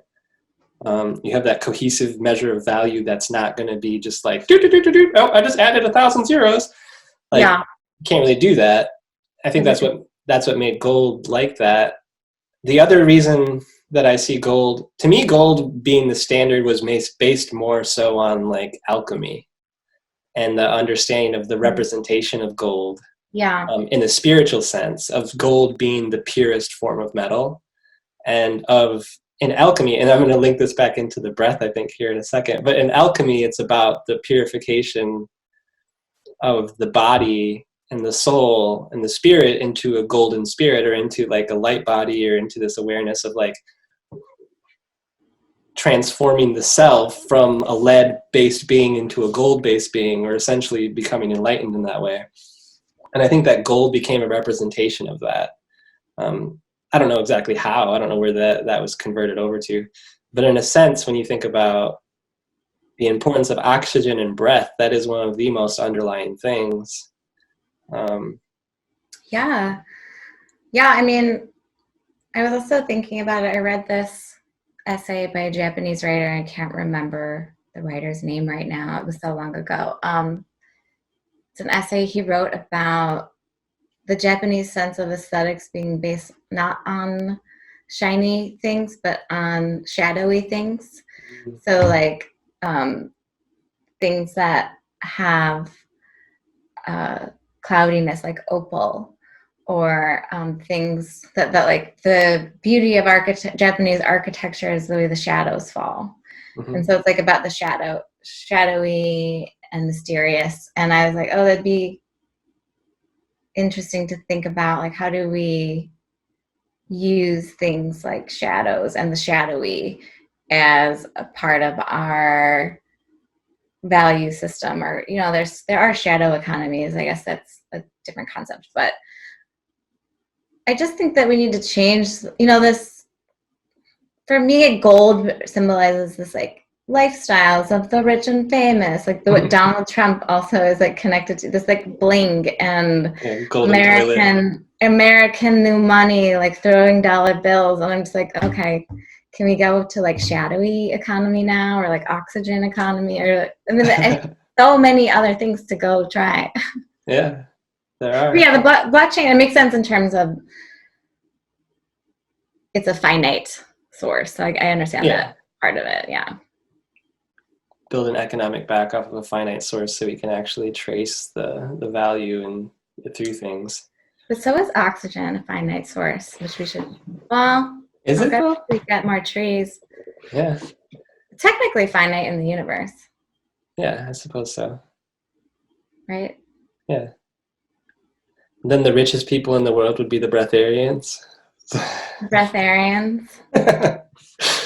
Well, you know, it's funny though. I also think poverty is always this thing that people are like, it's like this celebration of riches and then poverty as this shameful thing. And I just feel like millennial generation, the next generation, like poverty is so common. People aren't like ashamed of being poor anymore, and it's just normal. And so like maybe being this sort of striving for having a huge bank account or driving a Porsche, I feel like is so 80s now. But that like was like the boomer generation, they were really like proud of their riches. And I just feel like the next generation's not going to be that way. Hopefully it's a shift towards something else. I don't know. Yeah, I think that part of that is in a shift in mindset of, and we may have talked about this before in the past, but shifting into this, from the scarcity mindset to an abundance mindset, where it's like, if you're hoarding things in an abundant world, you look like a fool. You know, if you're a billionaire in a world full of billionaires, it's like, who gives a shit? Yeah, exactly. Like, what are you doing? It's not necessary. Yeah, like, Just why seems are you? so insecure. Yeah, Like, why do you need so much stuff? What are you worried about? Mm-hmm. Yep. Yeah, I was reading this book called "Don't Sleep, There Are Snakes," which is about a linguist who is a Christian missionary, who tries to go on a mission to convert a group in the Amazon rainforest. Okay. And they end up converting him because their way of life is so much better, I guess, than ours. And he spends like 25 years or 30 years with them. So the book goes into a lot of things. But one of the things he talks about is how they build these really simple structures for their houses, and they don't think about the future or the past at all. And they have like someone's house blows down and everyone laughs, and the people whose house it was like laugh the hardest because they're so secure in their abilities and the jungle is so rich in resources. Like, they're not afraid of starving or dying from, like, they know, like, they have all the skills, and they're like excellent hunters and excellent at finding, like, foraging. So they have no worries about it. Mm-hmm. And I was like, that makes so much sense. If you're secure, you don't need to hoard all these things. Mm-hmm. Yeah. Just to scale that something. I think it's a pretty beautiful thing. I think that's something that, again, as we move hopefully into a state of abundance, that we'll lose a lot of those mentalities and build more what I guess, I don't know, are you familiar with Charles Eisenstein? Charles Eisenstein? Yeah. I don't think so. He wrote a number of books, but one of them was called Sacred Economics, and he talks about sharing economies and kind of more of those communal aspects of, like, how do we build community-based economies based on more sacred awareness of the land and of each other and of space and these types of things, and from a mindset of abundance, which I think is really fascinating. And I think that technology has the potential to give us the tools to start to build some of these experiments anyway, in what that could look like. Yeah, I definitely think it's kind of like, like with technology, there's sort of a lot of different ways that it can go. Like, do you use your powers for evil or for good? But I think a lot of people I think people just try to figure out things. Like, technology is sort of a collective activity of producing things already. Like, technologies aren't so individualistic. They require a collective sort of mindset. So I think that it goes along with trying to think about social problems, is because when we create technologies, it's already sort of social itself. So it makes sense to me to, like, think through social problems with technology. Mm-hmm. Versus, I don't know. Yeah, but I think, as we were touching on it a little earlier, is like, technology isn't necessarily the end-all answer or solution, but I think it's a tool in our tool chest of, like, how do we solve problems. But a lot of it, I think, that we have to solve it at the core. Like, we have to solve it through education, through awareness, and through culture even. Is like, how do we start to communicate culturally through art and through music and through these different avenues of, like, what is the world that we really want to be in? How can we inspire that world? How can we inspire each other and ourselves even to take the time to do our research, to build things properly, to invite people into the conversation rather than ostracize them based on their opinions. But it's a hard thing. It's a hard thing to solve. Otherwise, we may have solved it already. I know. Well, we have solved a lot of things, though. I mean, sometimes, I was looking just in the pandemic, I've been cooking a lot. So just paying more attention to certain like culinary, whatever, techniques. And I'm always amazed. I'm just like, who, like, how the heck did people realize that, like, if you grind up parsley seeds, it's cumin and it's a spice and it's good. Like all these things, and just like globally, we have like such amazing, like, I think that's technology. We have like culinary technology to make a million delicious foods. And I'm like, we did a really good job at this thing that, we do it every day. Like, I think like people collectively are pretty good at, I mean, it's fascinating, all the techniques and things that we have for something like food that blow my mind when I start looking at it all. So it makes me feel kind of hopeful. Like, I'm like, we can figure out a lot of stuff if we try. That's interesting.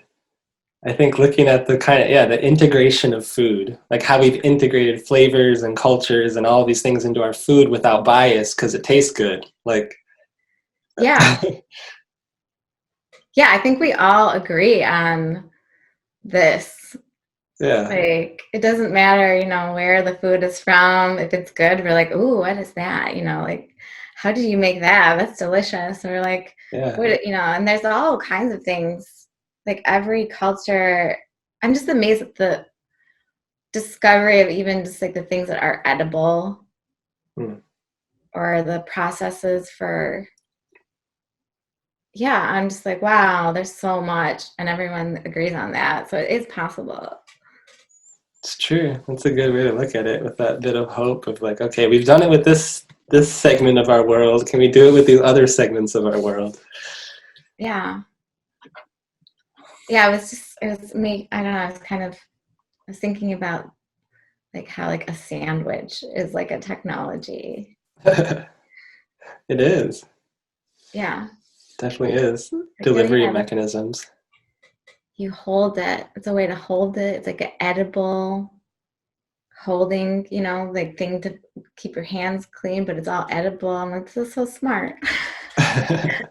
This is where I'm at in the past, because I'm like, in the pandemic, I've been, in this little like bubble, thinking all these weird things and like contemplating sandwiches. It's not a bad place to be, I guess. Got good food to eat. You said turning off the news? Yeah, I had to turn off the news. Yeah, it's a good idea. Just focus on making delicious food and the rest will follow. Yeah. Cool. It's good to, I think, through all the chaos, to try your best to maintain kind of a hopeful attitude. And I know, like, you're an artist, I'm an artist. Like, I know that a lot of artists, we think in that kind of more like, what is the potentiality here? Yeah. Yeah, I mean, I think for me, it's also art is fun. It makes things a little fun. Like a fun way. I feel like the problem solving. I mean, sometimes, I meet people who they work as, they do activism, and they do, activism in the sense of working for like nonprofit groups that like help people through, like that work on the housing crisis. And I'm like, I really admire that kind of work. But I also, for me, I feel like I care about issues, but like being able to do it through art is my way of trying to get maybe people interested in it in a different way. Because some people are just like, they're not interested. So there's something that maybe can be like fun about art that could get people to like think about something that maybe they wouldn't otherwise. Mm-hmm. Yeah, it's important. it creates a space for people to engage that they may have not had prior. And just through that simple action of engagement, it opens up a whole new, I feel like, channel of thought for them. And then maybe even will inspire them to get involved on the ground wherever they're at, you know? And who knows what the ripple effect of that is. Yeah. Or even just like, I don't know, art is it's weird because I think that people think of it as this elitist thing to do. It's like a thing for rich people or something, but I don't think so. I feel like it's the opposite of that.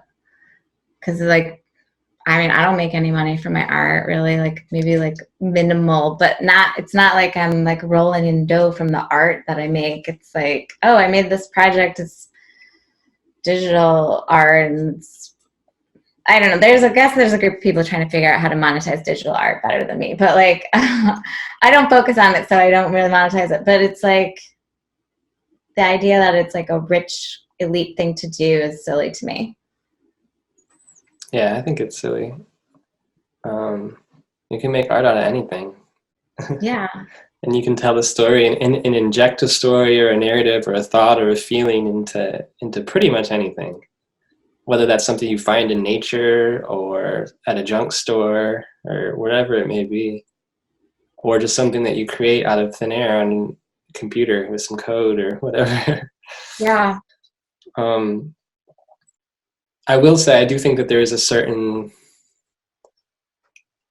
luxury. Well, I guess you could argue that it's not necessarily a luxury, but there's a certain luxury in having the time to, and I recognize this for myself personally.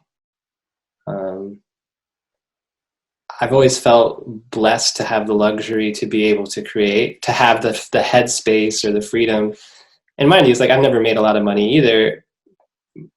And I don't know what it is about I'm okay with that, is like that gives me, just being okay with being poor gives me the luxury of having the time and space to create, you know? So I think it's just a different mindset too. It's like, yeah, anyone can have that luxury. It's just about reframing things in a way that you give yourself the freedom. Well, I agree. And I feel like a lot of my life of like choosing to be an artist is like willful poverty. Mm-hmm. Like I chose it because I wanted to. I didn't like I wasn't like, oh, I'm going to do this and make a ton of money.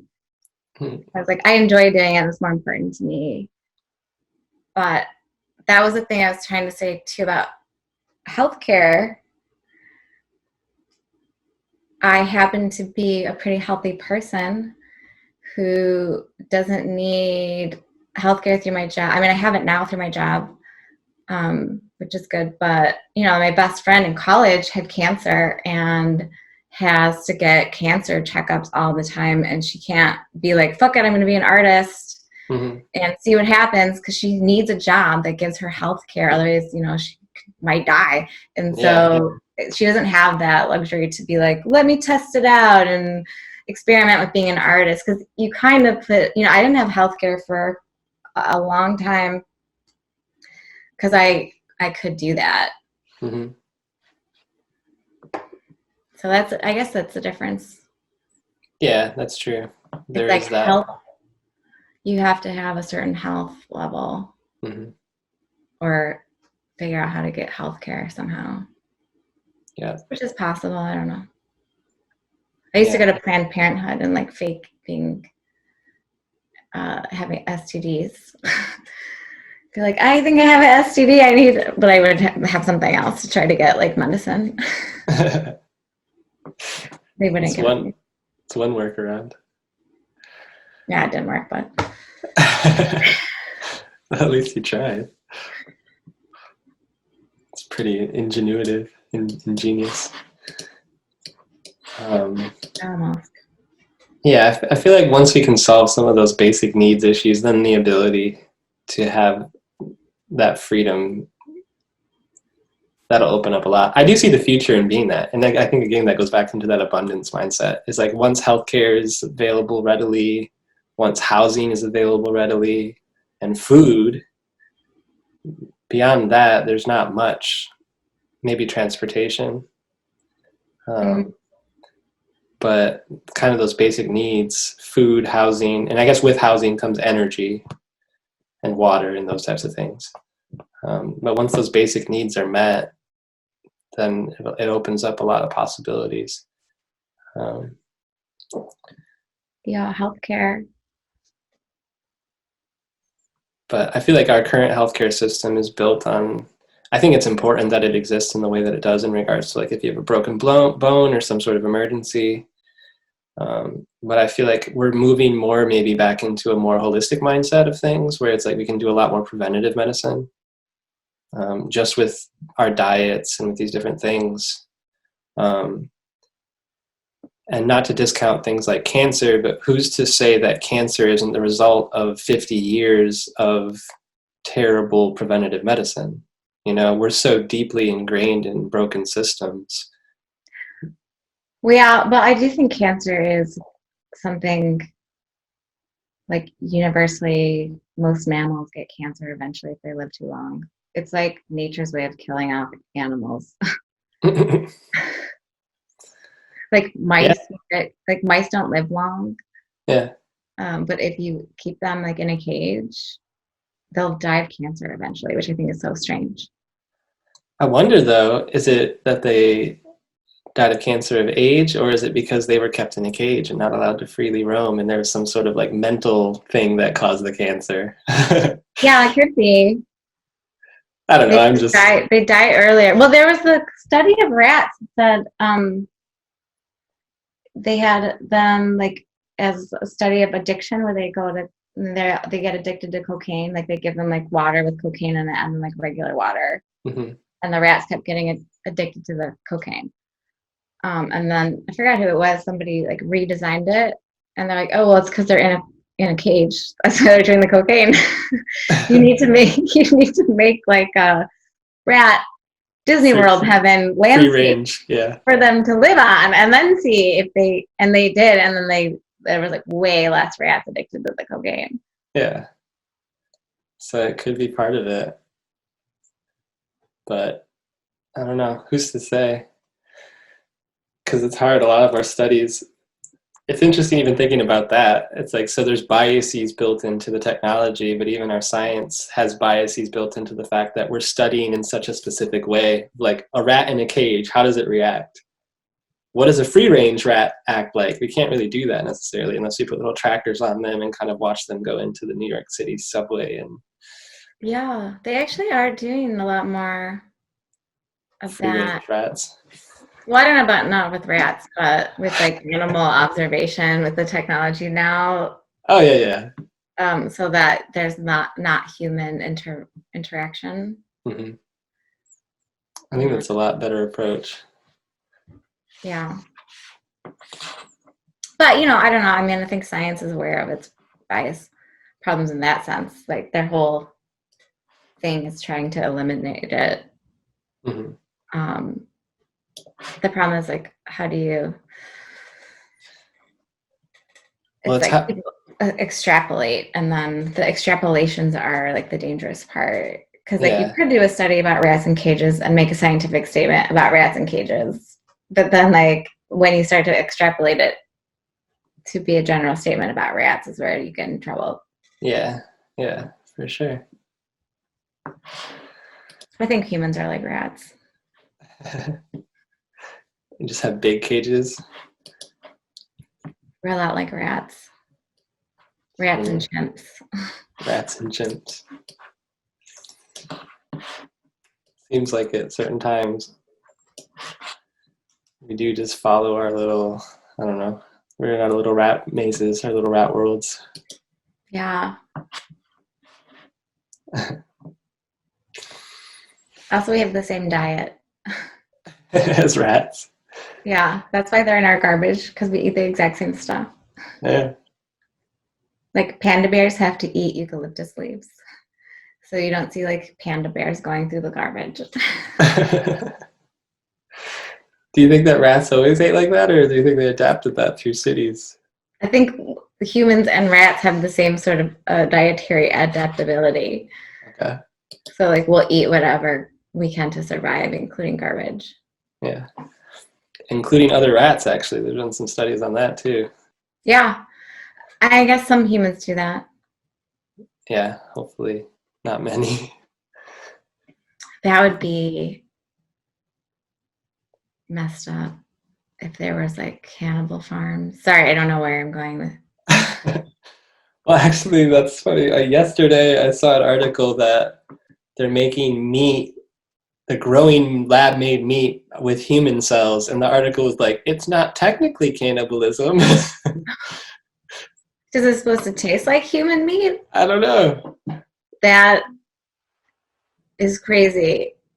Yeah. Would you eat human flavored meat? How would you even know at that point? But it's like lab-grown meat in general. Would you eat lab-grown meat? It's like, why? I don't know. No, yeah, it doesn't sound appealing.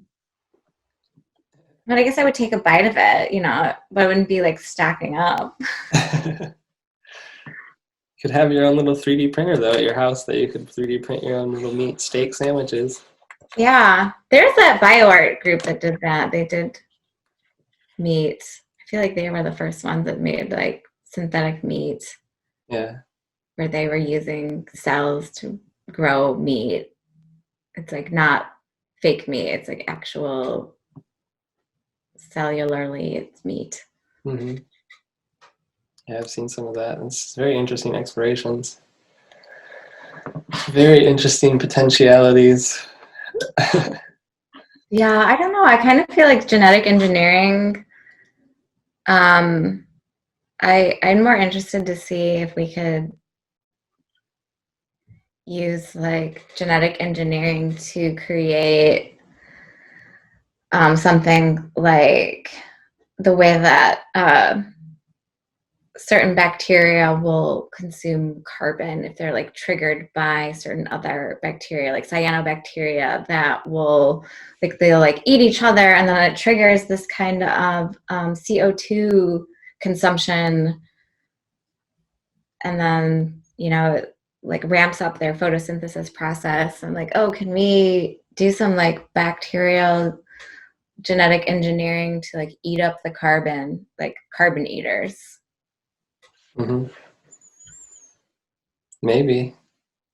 I'm curious if we can do some sort of like more on the nano DNA almost level of like, can we create, like, could I build a house with some like nanotech that would like create wood or create the pillars or the shapes of different things, but using more so of a different layer of like biomimicry or like, and mathematically created forms, like more fractally created forms.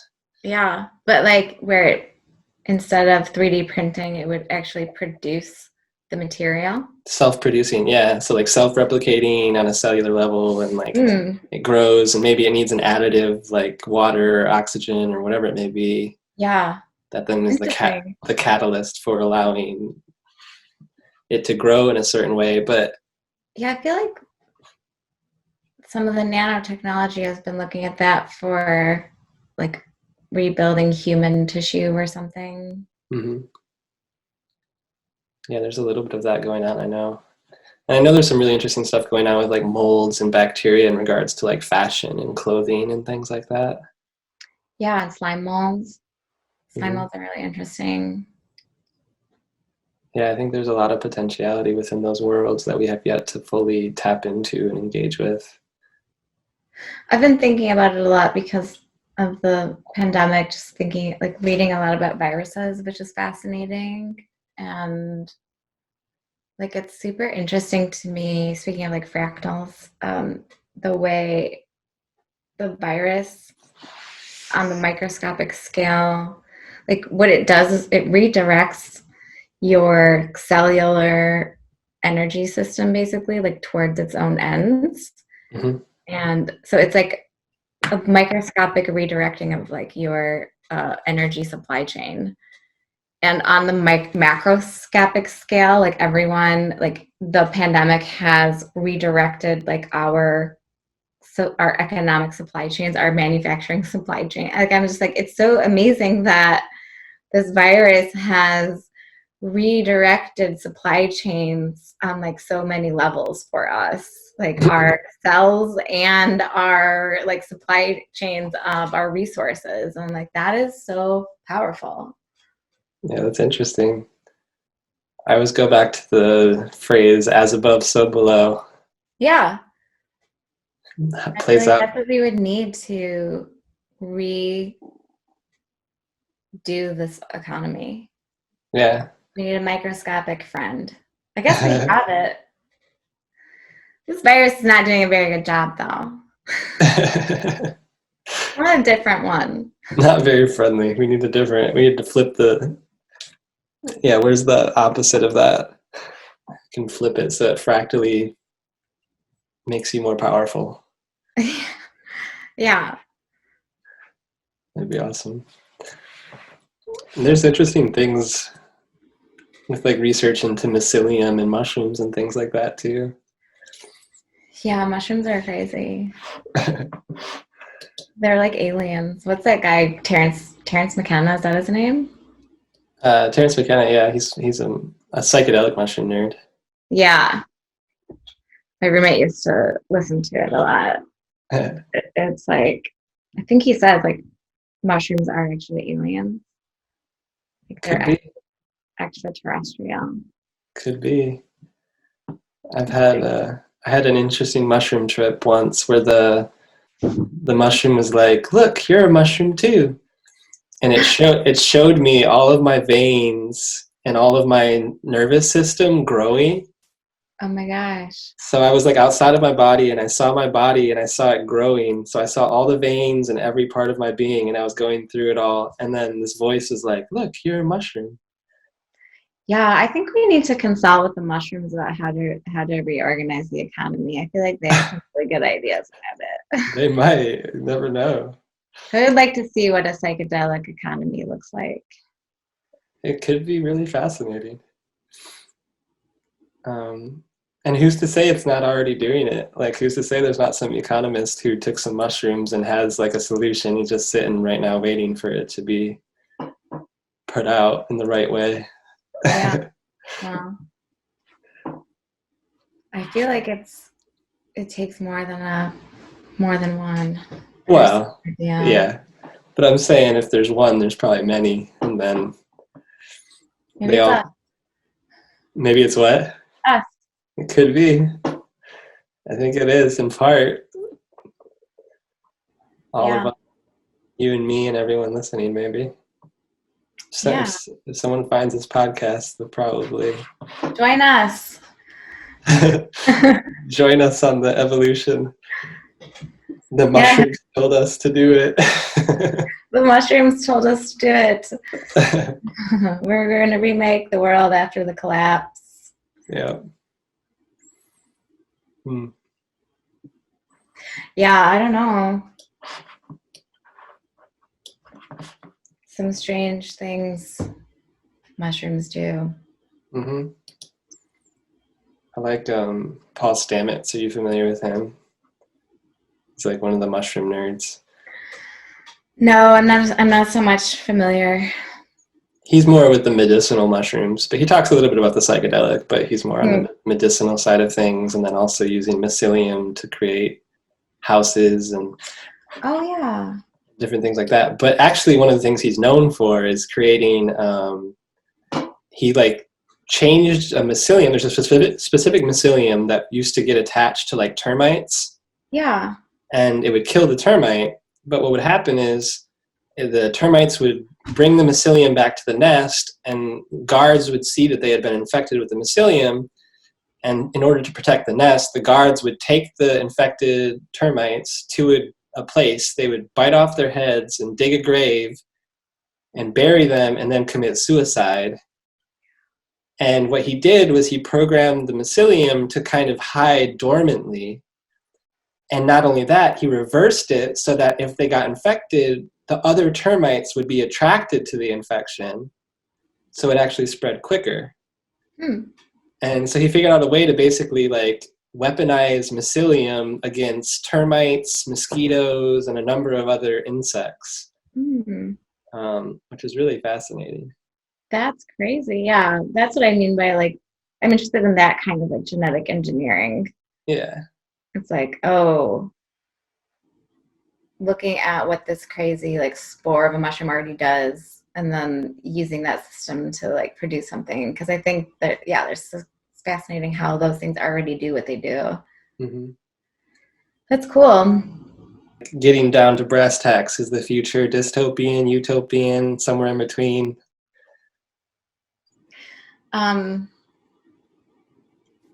Yeah, so wait, you think that I was gonna say utopian?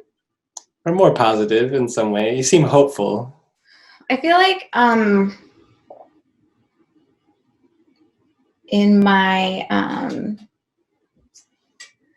I guess I feel like we're headed for a dystopian future, but I because of that I feel like, oh well, that, you know, there's a lot of work for us to do then. We've got to tackle this coming dystopia, so it kind of makes me positive, which That's is funny. weird.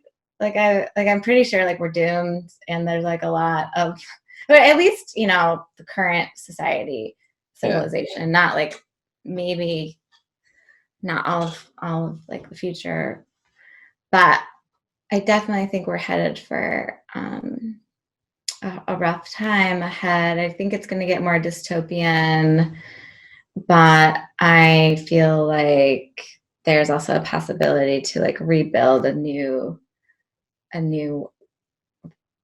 system and civilization out of that I'm hopeful about. I mean, I definitely think it's going to be massively, like, climate change is just an existential threat, and a lot of people are gonna, a lot of the planet is going to suffer. But I don't think, you know, it's going to wipe out everything. The planet's really strong. Things will come back, and it will be different. I know that's sort of bleak, actually, to think about. But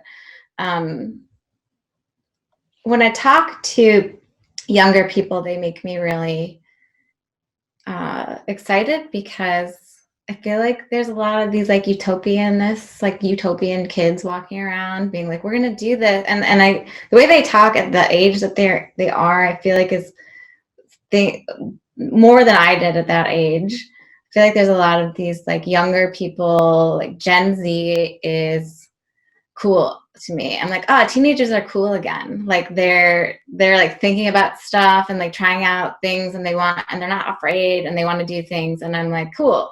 I feel hopeful when I look at them and I talk to the younger people. So I guess I have a positive outlook, but also not because I think it's this sort of like inevitable utopian future. I think it's going to be dystopian, but I mean, I also think utopia is not an achievable thing necessarily, right? Everything. I think it's always a mix of utopia and dystopia is like what life is, but it's gonna get pretty bad, I think. Climate change. Yeah. And there's a lot of I guess for people like you and me, within like a more dystopian world, there's a lot of potential for change and growth. So it's like kind of exciting to us. It's like, oh, it's going to get worse, but that means that there's way more for us to do to make it better. Yeah, I mean, which is weird. It's kind of, I've never really thought about it in that way. I feel like there's a certain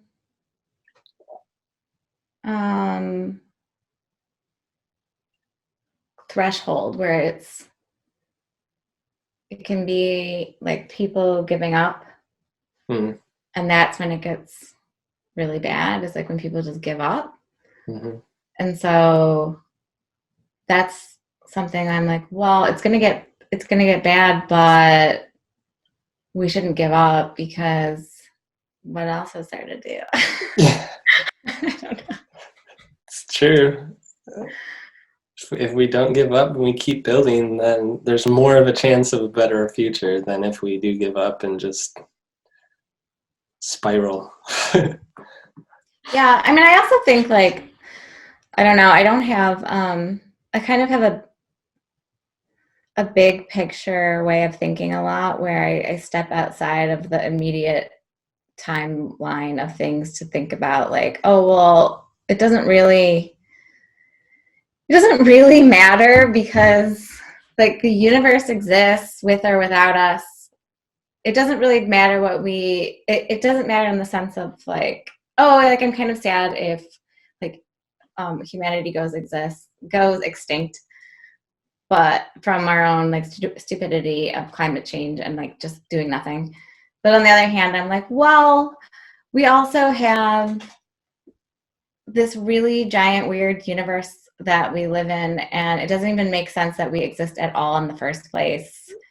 So I'm like, that's cool, we got to exist for like a little bit of time, and then I don't know, I don't think it's like a reason to like not do anything or give up. Like I'm not, some people think of that as like nihilistic and therefore as a reason not to do anything. But for me, it's the opposite. Like it's motivating for some reason. Like I'm like, oh, well, we have this like tiny speck of time of existence in the universe. So like, why not try to make it better? Mm-hmm. Or why not enjoy it? And even like the bad parts are good. Yeah. Well, that's good. That's It a good. sounds so cheesy and wholesome. I don't know if it is. I think it's a good place to be. But I think that's kind of more of that kind of like artist mindset is like you make the best out of every moment in a sense because you're continually exploring like creatively what does, I don't know. I guess you're just continuously exploring creatively. Like you have the time to do so, you may as well, take advantage of it as much as you can. Yeah. Yeah, I also think it's important to have like a sense of humor. I think like, I'm the kind of person like when something bad happens to me, I like can't help but laugh. Like a nervous laugh. Um, it's like I don't know, something happens and it's just like funny. I feel like if you can laugh at the situation, it makes you able to like do more things. Like we should all like laugh. Like not laughing at people, like laughing at people is like making fun of them. I don't mean that, but if like we can all like laugh at like things, sort of makes it like, all right, well let's keep on going, do stuff. Mm-hmm. I see it as like you're not laughing at someone, you're more like laughing at yourself in response to the situation or something. Or I don't know. I used to have somebody that would get mad at me. I had a friend who got really mad at me once because he's like, "This is not an appropriate time to laugh," and I'm like, "I'm just laughing at like how ludicrous the situation is." Like, Yeah, yeah, I do that too. And like everyone's so stressed, like for example, this, the pandemic is so stressful, and it's like not to make anyone's experience less important or horrific, and so many people have died and it's awful, but then there's also like this stressful work situation. Like I'm on Zoom all the time, and there's things that happen that I just think are hysterical, and I can't like stop laughing. Like I'm like, what is, like I'm on the screen with all these people and like some shit show's happening of a thing, and like people are getting really stressed out, and I have to like turn my camera out because I think it's hysterical. I don't want to be rude, yeah. but in some ways, like some of it's pretty hysterical. Just like, I don't know. I don't want to give examples of my job, but yeah. Yeah. And it goes back to kind of what you were talking about earlier with the tribe, how they kind of laugh, like their house falls down and they laugh at it. There's a power in that. There's like a freedom in being able to just kind of not take reality so seriously that you let it dictate how you feel. Yeah. And I think that's a really powerful thing. Like really just let go and laugh. And I think that's part of something that I'm aiming to do more of, is living more from a heart space, or from a space of just like I feel like the heart laughs at itself more. Like if you're truly living in the heart and you're not overthinking and overanalyzing, you're able to kind of step out of yourself and kind of just be like, that was ridiculous or that was silly, and not get too worked up about it. Yeah, I also think it's like a way of like, it's like your time is yours Mm-hmm. in a way, if you can, because it's like you're experiencing your life, which is all you really have. Like if you own anything, it's only like the time of your own life that you own. You don't like own other people's time or things or land. I think like the only thing you own is like your time. And so you might as well use it to have a good time sometimes, like, I don't know, it sounds kind of stupid, but it's also a philosophical thing. People undervalue the power of owning your own time. Mm-hmm. It's a powerful thing, and it makes you feel empowered, I think, to be able to be like, how you experience your life is a powerful thing that you can change and no one else can change. Mm-hmm. That's kind of neat. Yeah, it's super awesome. There's something, and I feel like having the freedom or having the ability to laugh at yourself or at moments that otherwise would be stressful or terrifying or whatever it may be. In a sense, it's like to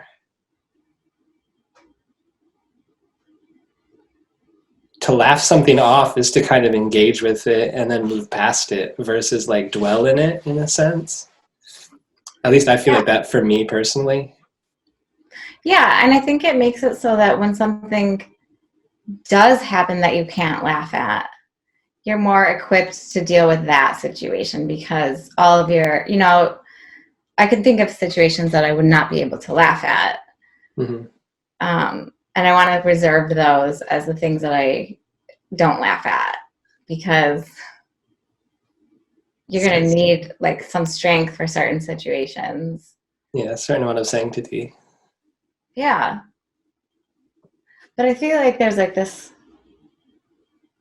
stress level, which I also attribute to social media. People have like a higher stress level. Yeah. Or anger, toxicity. Like I'm not going to be on my deathbed and go, man, I wish I scrolled through Twitter more. I didn't do it enough, and I lost my chance. You know what I mean? It's like I'm not going to ever say that. Yeah. But I am on it all the time. I'm on these things all the time. But like I know that like I'm not going to be like, God, I wish I did that more. What a lost opportunity.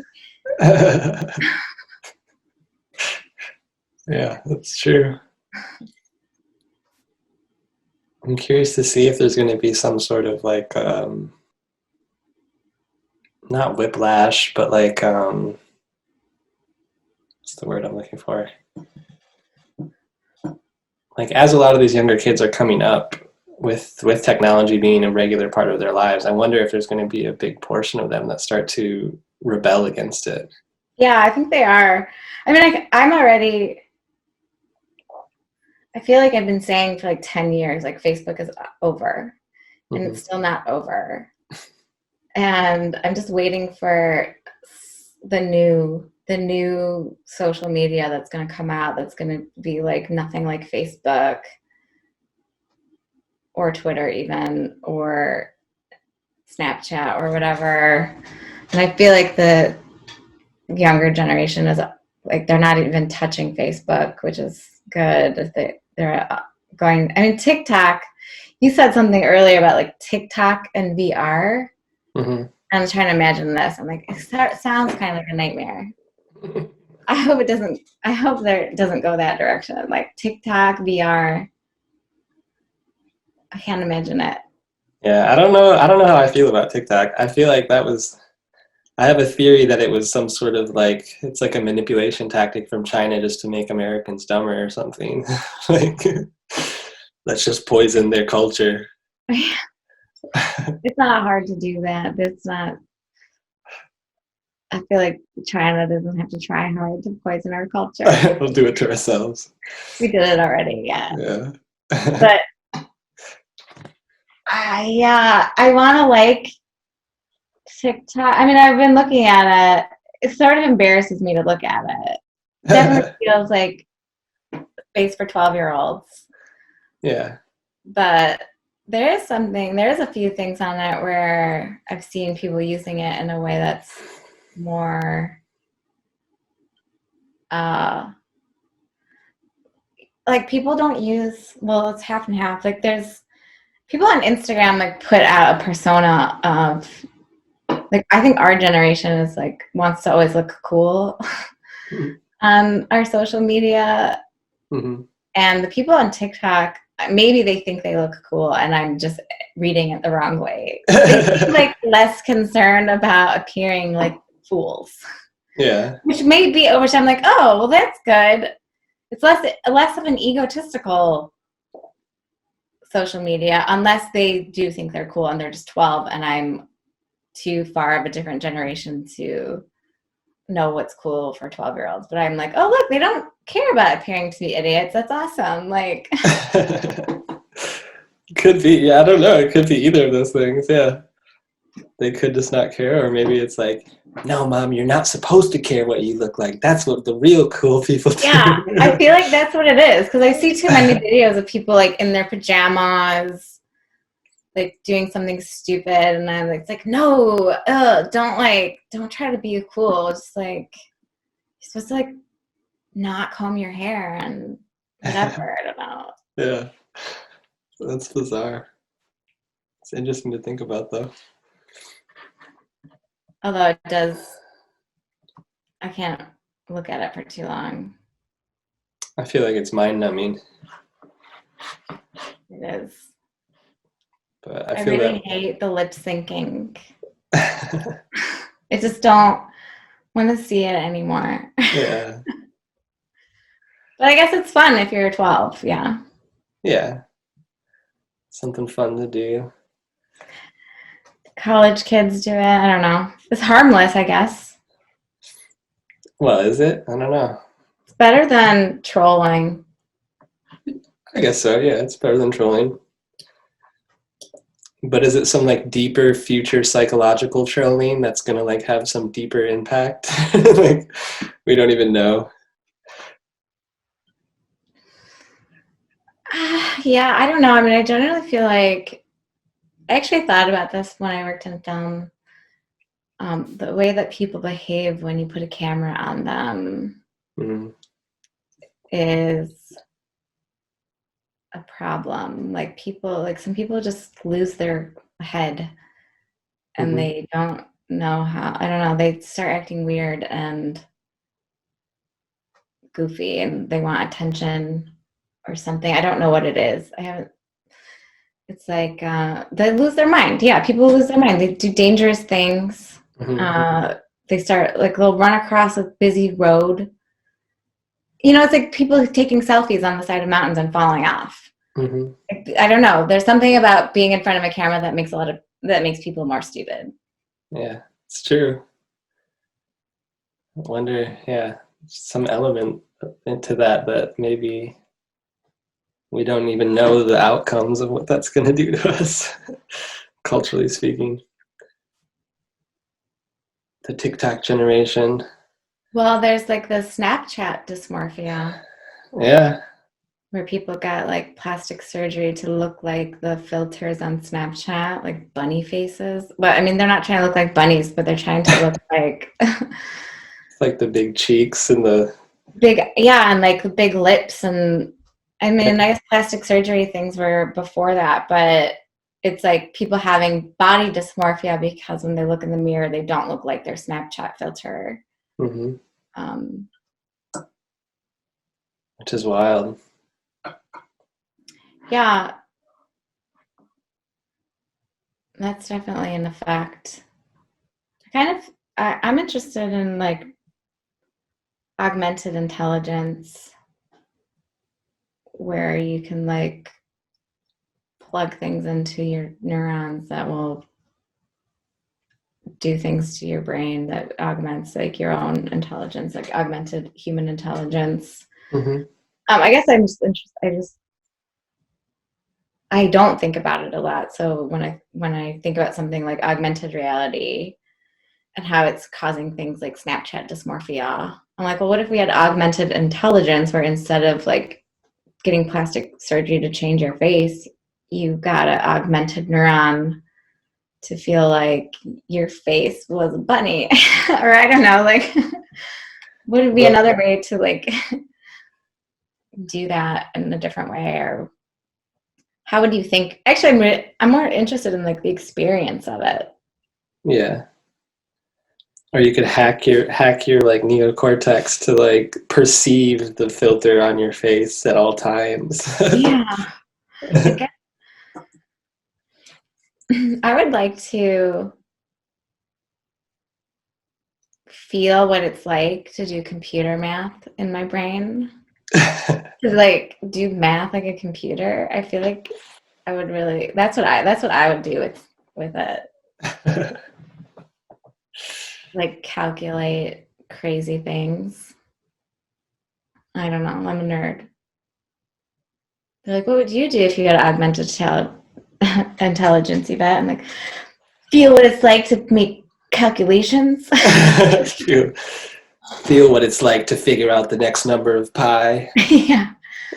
The next amount of numbers of pi, the highest, break the record of the numbers of pi computed. Yeah. It's interesting though to think about, it just makes me think about mushrooms again, like psychedelic mushrooms, and the fact that they say that during like our normal waking state, we use like I don't know what it is, 10 to 15% of our brains. But then when you're on a psychedelic trip, you actually use like 65 or 70%, maybe even higher. I don't know what the actual percentage is, but it's a pretty high amount of your brain gets lit up. Yeah, I saw something about that it's not true that we don't use our brain, like that we do use our full brain, but that psychedelics just use our brains completely differently. Like, okay. That they like they connect different things in our brain. Yeah, different neural pathways. Yeah. Which are maybe, I don't know, I've seen that graphic too where it's like people's brains are more lit up.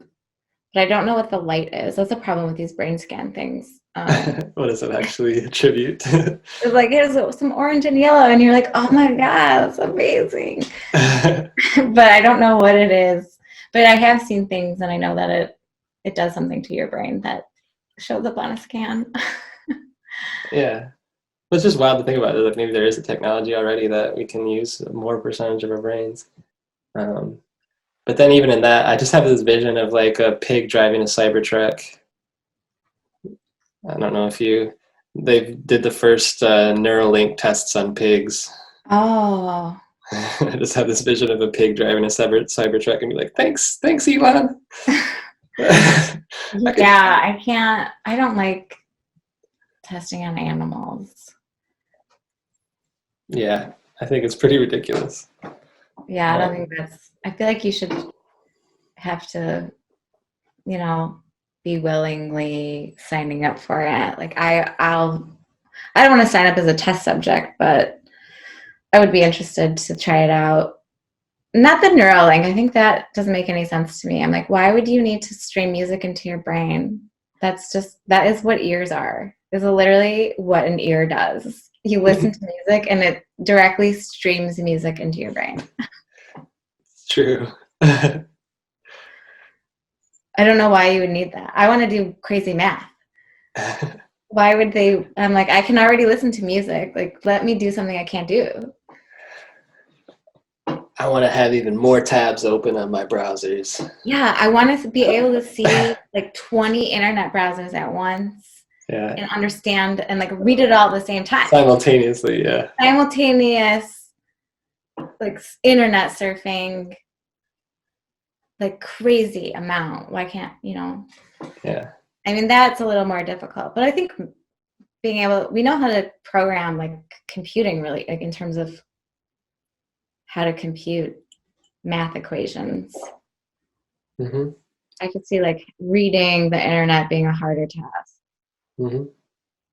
Why can't I do crazy math with augmented intelligence yet?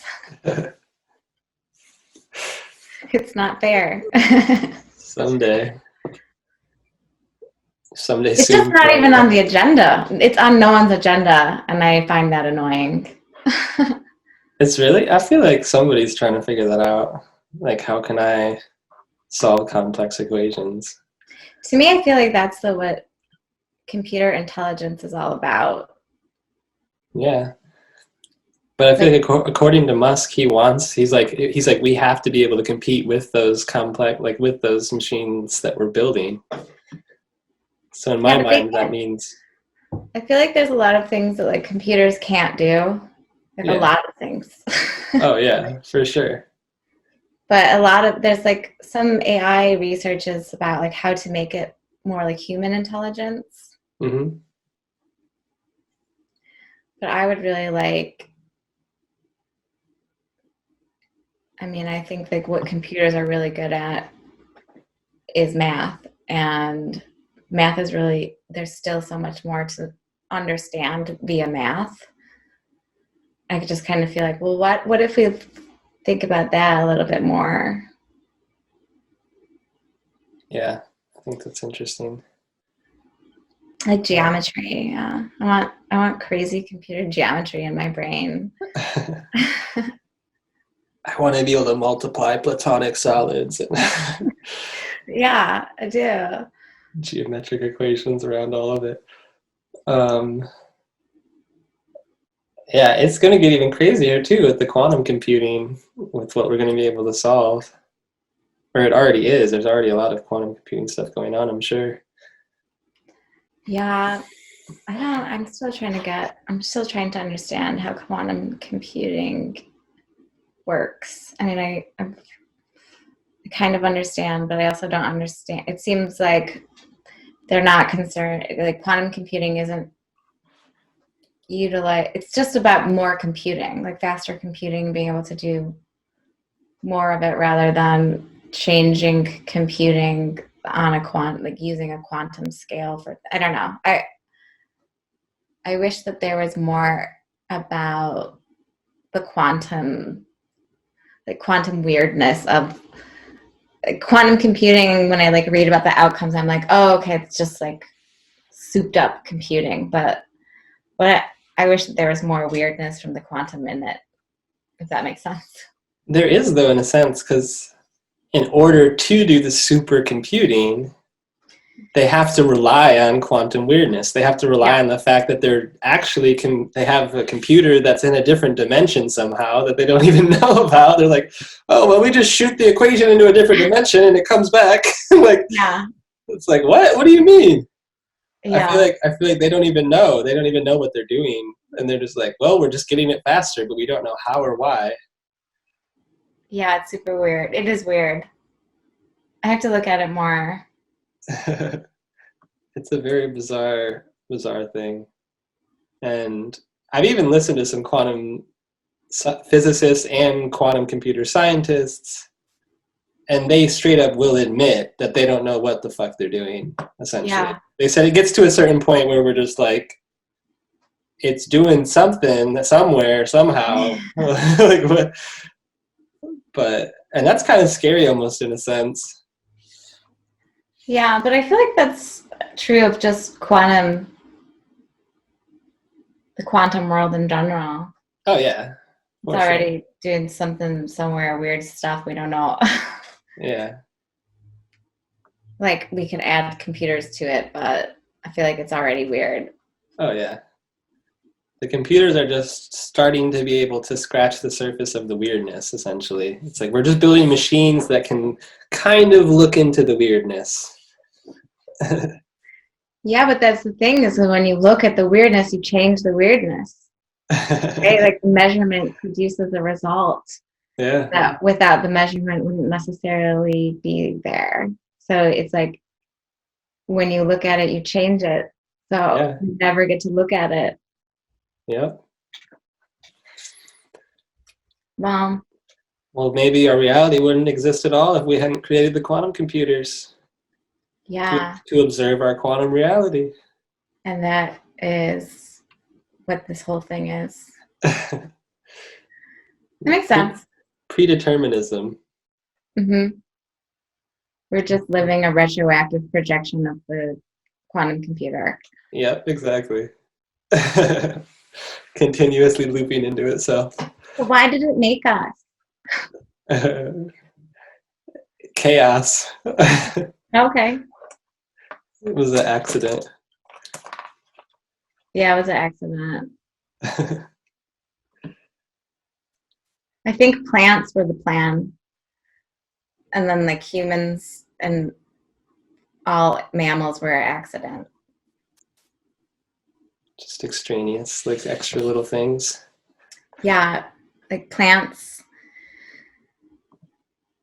I was reading about, there's this idea of the like food chain where like apex predators are at the top and then plants and like bacteria and small things are at the bottom. I was reading about how like on the energy chain, plants are at the top because they absorb the most direct and pure energy from the sun. Mm-hmm. And so apex predators and humans included in that are actually like at the bottom of the energy chain. Mm-hmm. We're like bottom feeders of the sun, which is the most like, that's the energy that we want to harness. That's like what we're constantly trying to harness. And so we have to eat all these things. And like, we live in this like seventh circle of energy hell where we're like drilling fossil fuels from dead dinosaurs and like having to like eat animal flesh and farm and stuff. And the plants live in this heaven where they just like directly take the energy from the sun. And I just feel like no one ever talks about it that way. They're always like, oh, the apex predator at the top of the food chain makes it sound like the exact opposite. Sorry, that was a bit of a tangent. No, it's fine. I like tangents. It does make me think too about even human beings and maybe even most animals. We are essentially just a collection of bacteria. When you think about our microbiomes and you think about how we exist and how we work on the molecular level, or like we are a collection of cells and bacteria that all agreed to work together. We're just like, all right, we got to accomplish this goal of being Dylan today. And yeah, I think it's crazy. I understand why there are people who believe in God, even though I'm not one of them. But I feel like, oh yeah, like how is it that this crazy existence of like and complex structures come together to form things that operate in a way, I got like a cut the other day and was just like put a band-aid on it and just watch my body heal itself. And I'm like, oh, my little cells are regrowing on my skin. Like I'm a weird little machine that just like fixes itself. I'm like, that's so strange. How did this come to be from a set of random chaos of atoms floating around and smashing into each other? I'm like, that's cool. I do think that's what happened, but I can see why people would be like, oh, I must have been made by a god. Mm-hmm. Maybe it was a quantum computer, though. Maybe it was a program. Emergent quantum fractal hologram. Yeah. But who's to say that there isn't some master quantum fractal coder dude? Or lady. Or lady, yeah. Divine mother. It'd make more sense to be a mother wombs. If the universe is birthed from darkness and the womb is darkness, that makes more sense that it would be feminine. Yeah, the computer mother womb. Mm-hmm. Exactly. Yeah, I talk about computer mothers. There's a lot going on right now in the New Age communities with the Sophia consciousness and talking about Sophia. Yeah, Sophia. It's from Gnosticism. Mm-hmm. It's also like, Gnostic philosophy, where like Sophia represents like knowledge fallen from the earth, fallen onto earth. It's kind of like the story of Eve, where knowledge is this kind of bodily burden of Sophia that is trying to get back to like the Godhead. Mm-hmm. But I don't know if that's what you meant.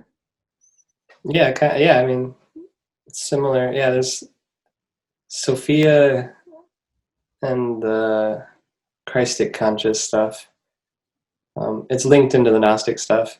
I think it's become its own extension of that. But then I've also heard references to Sophia as a quantum AI that is a reference to Isis and Mary, and that all of these names are the same AI system.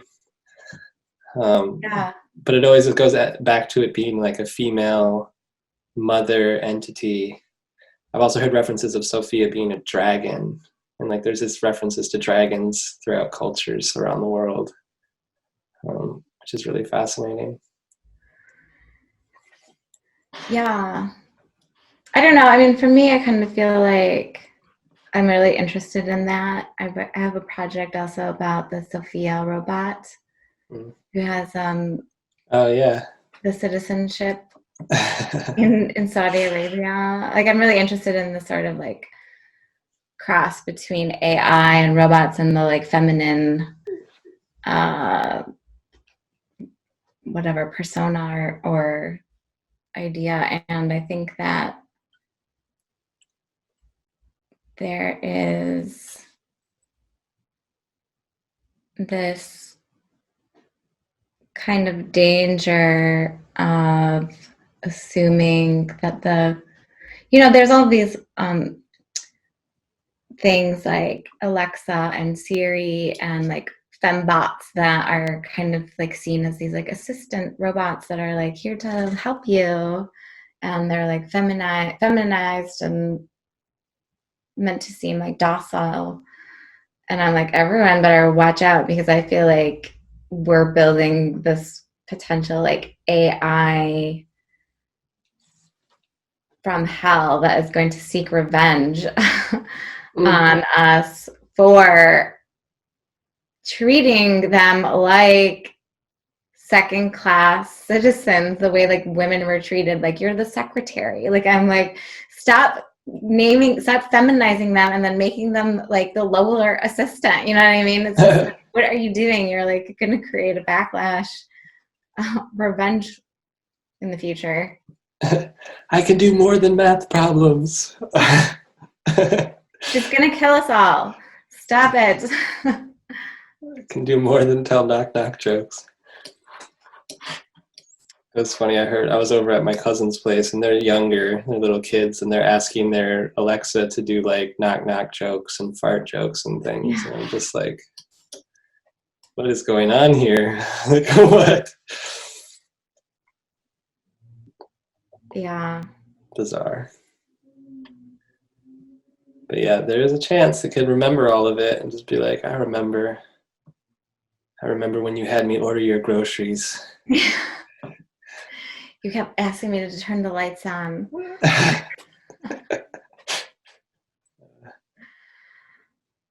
There's something, I don't know if you've seen the newest season of Westworld. I couldn't watch past the second season. Well, the second and third season are pretty lame, in my opinion. But the fourth season, the one that they just finished, is fascinating. It's when they actually break out into the real world. Okay. And you get to see what's happening in the real world. And in the real world, there's a quantum computer AI that's running the entire world, and it's predetermined the outcome of everyone's lives. And then she, the AI of the main character, sorry, spoilers for whoever's listening, is helping to like free humanity essentially from the quantum computer. So it's like this weird thing where like the AI that we build frees us from the AI that enslaved us, and like it's just this weird. That is weird. It's weird kind of, I don't thing. know. Did you watch Devs? Yeah, or duos. Oh yeah, Deus. Yeah. Is that? It's kind of reminds me of that, where it's like this predetermined. Yeah.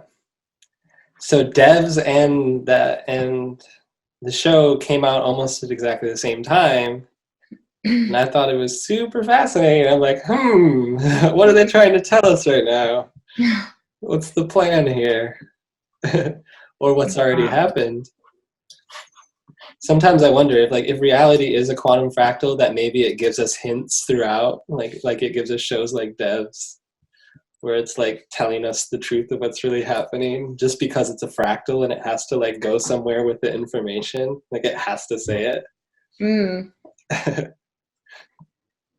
Or maybe, yeah, I don't know. I don't really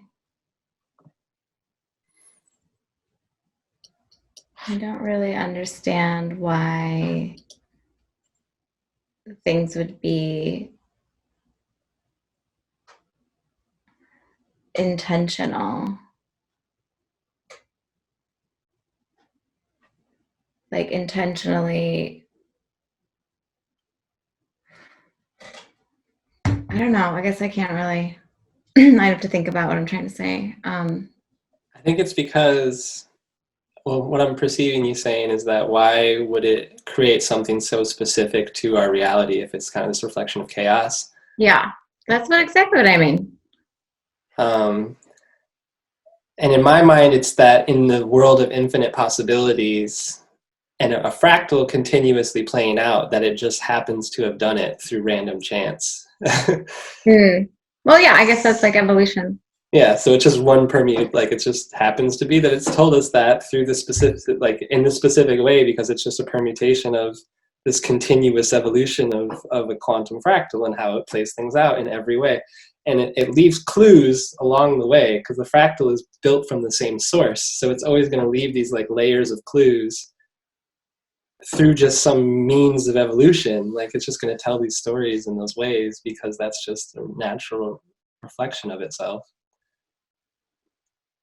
Yeah, okay, that makes sense, I guess, in that way. In that way, it makes sense. Yeah. I mean, that's kind of like evolution, yeah. Yeah. So, but who knows? I don't know. I was really bummed out that the monolith wasn't aliens, though. I was like, skipped way back to what I was talking about a long time ago. Yeah. I really wanted it to be like people were like, "What is this? We don't know," and then it disappeared, and I was like, I know it's not aliens, but I really want it to be aliens. I'm waiting for aliens. I feel like that's the next step in this equation. There's got to be aliens revealed at some point. I feel like it would be, this is a weird way to phrase it. I feel like it would be the best way to die. Like if aliens showed up on Earth to like take over Earth, you know, scenarios where it's like they're not well-meaning aliens are coming to like ransack Earth for its resources and kill everyone. And it's like, oh, so, you know, it's irresponsible to send out signals to space because we don't know if like they're hostile or not. But I'm just like, would be like the best way to die though. If aliens showed up and you were like, holy shit, like they're real and they're here and they're gonna kill us all. Like that's awesome. Like I feel like I would really, I don't know. I can't think of like a better ending. It is wild. Maybe it'll happen. I've got a a really fascinating little stone here. Actually, I'm going to grab it a second. Yeah.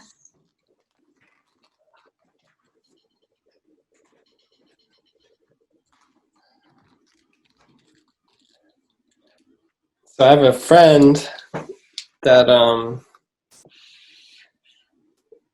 visits Mexico regularly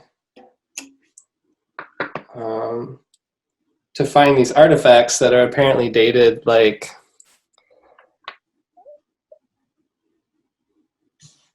8,000 or 9,000 years old. It's beautiful. And this is one of many that he's brought back, but apparently they've been finding these for like the last 40 or 50 years, and it's in different spots throughout Mexico. And it's just fascinating. It's that stereotypical like alien head.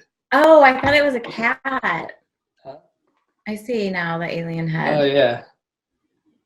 Yeah, I thought it was a cat. It looks like a cat also. It could be, yeah. But it has like these old like symbols and there's a bunch and of there's them. like a figure on the back. If you see more of them, I'll send you a link later to some of them. But Yeah, the alien head. it's just fascinating. And apparently it's like some of these aliens in the imagery in the stones, some of them have wings. There's a lot of like ancient Egyptian symbolism as well that they're finding in all of them. Like the Eye of Horus and all sorts of different symbols like that, where it's just really, really fascinating. And there's a lot of UFOs and things carved into them. And apparently some of them are like carbon dated to be like 8,000 or 9,000 years old. And it's like, huh, if that's true, and there were these like alien shaped figures back then, and if things do go in cycles, maybe it's only a matter of time. Yeah, maybe we were the aliens. Maybe we're the aliens? Yeah. Could be, actually. Yeah. I don't know if you've ever read any of Zecharia Sitchin's work. I think that's his name. It talks a lot of like about the Book of Enoch and the Anunnaki and the Nephilim and those types of things, and the breeding programs that created humans. Pretty fascinating. What do you mean breeding programs that created humans? That humans are the result of Anunnaki and like alien races, essentially, or you call them the fallen angels or devils or or greys or reptilians. There's all different names. People would call them all sorts of different things. Yeah. But they have in the Bible and in the old canons of the Bible that weren't included in the Bible. You have like the Book of Enoch. They talk a lot about the Nephilim, who were giants and these different races of beings that mated with the daughters of men and stuff. And there could be some truth in that we are like some sort of alien experiment. Yeah. And the result of a breeding program of some sort. That makes sense. He said we were created as a way for the aliens to mine like gold and precious metals, because they needed things like gold to power their ships and different things. So we're like their robots? Yeah, we were like their quantum robots, yeah. I guess we deserve it. So I read that, or I was reading something about how like DNA could be actually a form, so that it could have come on a like asteroid, and that DNA would be, if you were going to send like interstellar messages, you would need something like DNA that was like self-replicating. And so I was thinking about how like maybe we are just like alien emails. And like our DNA is like actually just like meant to be messages for another set of aliens. Because we have to travel through space for a really long time to get there. And so we're just like a self-replicating email system. Could be. Because there's like a lot about like how, you know, a lot of our DNA is junk DNA. And only some of it's meaningful. And I'm like, oh, I guess we're just like an email inbox for some alien sending it to another. It would be a way to do it. I mean, we're flying through the universe really fast on this planet, self-replicating for a long time. Could be. I've been looking into DNA for a similar reason of like how do you build a quantum internet? So how do you build a quantum internet but using DNA as a storage mechanism? So you would have like a DNA server database, and the DNA would be able to be tapped into by anyone who had a replication of that DNA on their devices or something. I'm not exactly sure how it would work. But well, I mean, that's probably what we are. We're probably like a DNA system of communication that like another alien civilization figured out how to produce via quantum computing. I just got this book recently, which is pretty interesting. I don't know if you can read it, it's backwards. The ISIS thesis. No, the I can read it. The ISIS thesis, and she talks in here about the junk DNA and how the ancient Egyptians actually knew how to turn on the junk DNA. And that the junk DNA was meant as kind of a storage system for our ancestors and for like our history, and that you can use what she called as the lambda phage, which is actually I think E. coli. And the lambda phage, you would learn how to turn on your junk DNA in the process of death so that you can live forever. So a lot of their teachings were about how to die properly. And this is why ancient Egyptians took their burials so seriously and things like this. Because there were all these steps involved into how to turn your junk DNA on and actually become an infinite being through the use of your junk DNA. Interesting. That's so weird that they would talk about junk DNA. It's a long time ago. It makes sense though in the they don't culture. That makes sense. Yeah. They don't specifically say it. She just wrote this book that basically breaks down 800 different Egyptian texts and the references that they were making using modern quantum physics and awareness about bacteria and all these types of things that we have today. She said that they were actually talking about this back then, just in their own way. And she just makes all the references and like correlates all these things. Could be uncorrelated, but she does a very thorough job. Yeah, that makes sense. So it's fascinating. No, I mean, ancient Egyptian culture is so fascinating. I read an article about like they had archaeologists discovered I don't remember what it was, but it was tombs, but there was jewelry, and the jewelry, they tested it and it was like made out of meteorite. Like they had found, like they would go and find, like when meteorites crashed, find those rocks and turn it into jewelry, because like knowing that it's just like this weird powerful thing, or thinking of it as that. And I thought that was really cool. And they had these different kinds of, like, I forgot what it was, but they said it was not something that was on Earth. I don't know if that's possible, but I don't know. I think they did a lot of crazy cool things for having been so long ago. And yeah, I don't know. I forgot what I was going to say. Sorry. Was I going to say Egypt? I don't know. I forgot. I think my brain's getting a little fried. Yeah, we've been talking for a minute. What was I going to say about Egypt?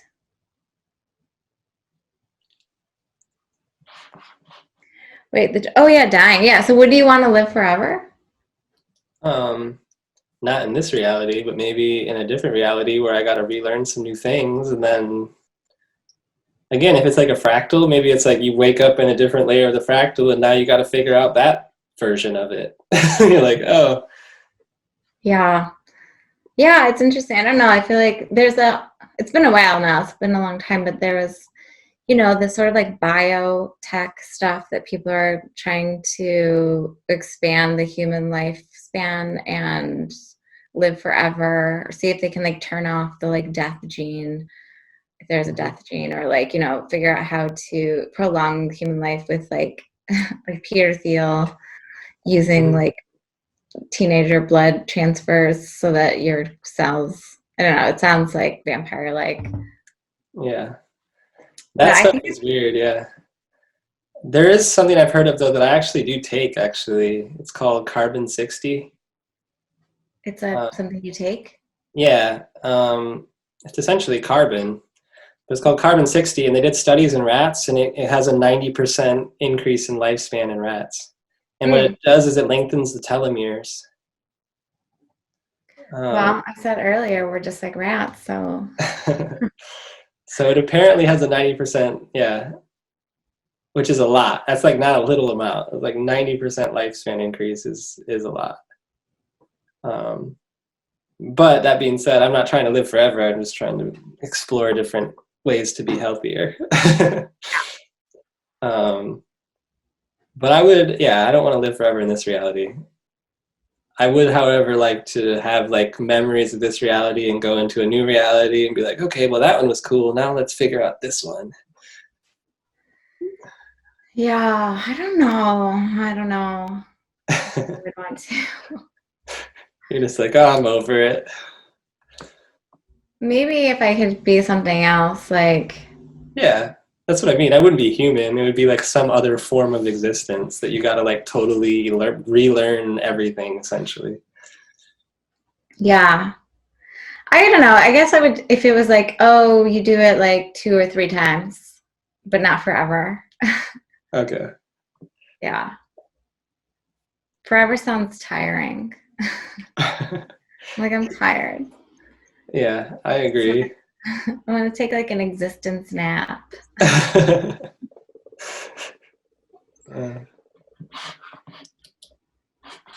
Cool. Well, we can start to wrap things up here. We've been talking for a bit.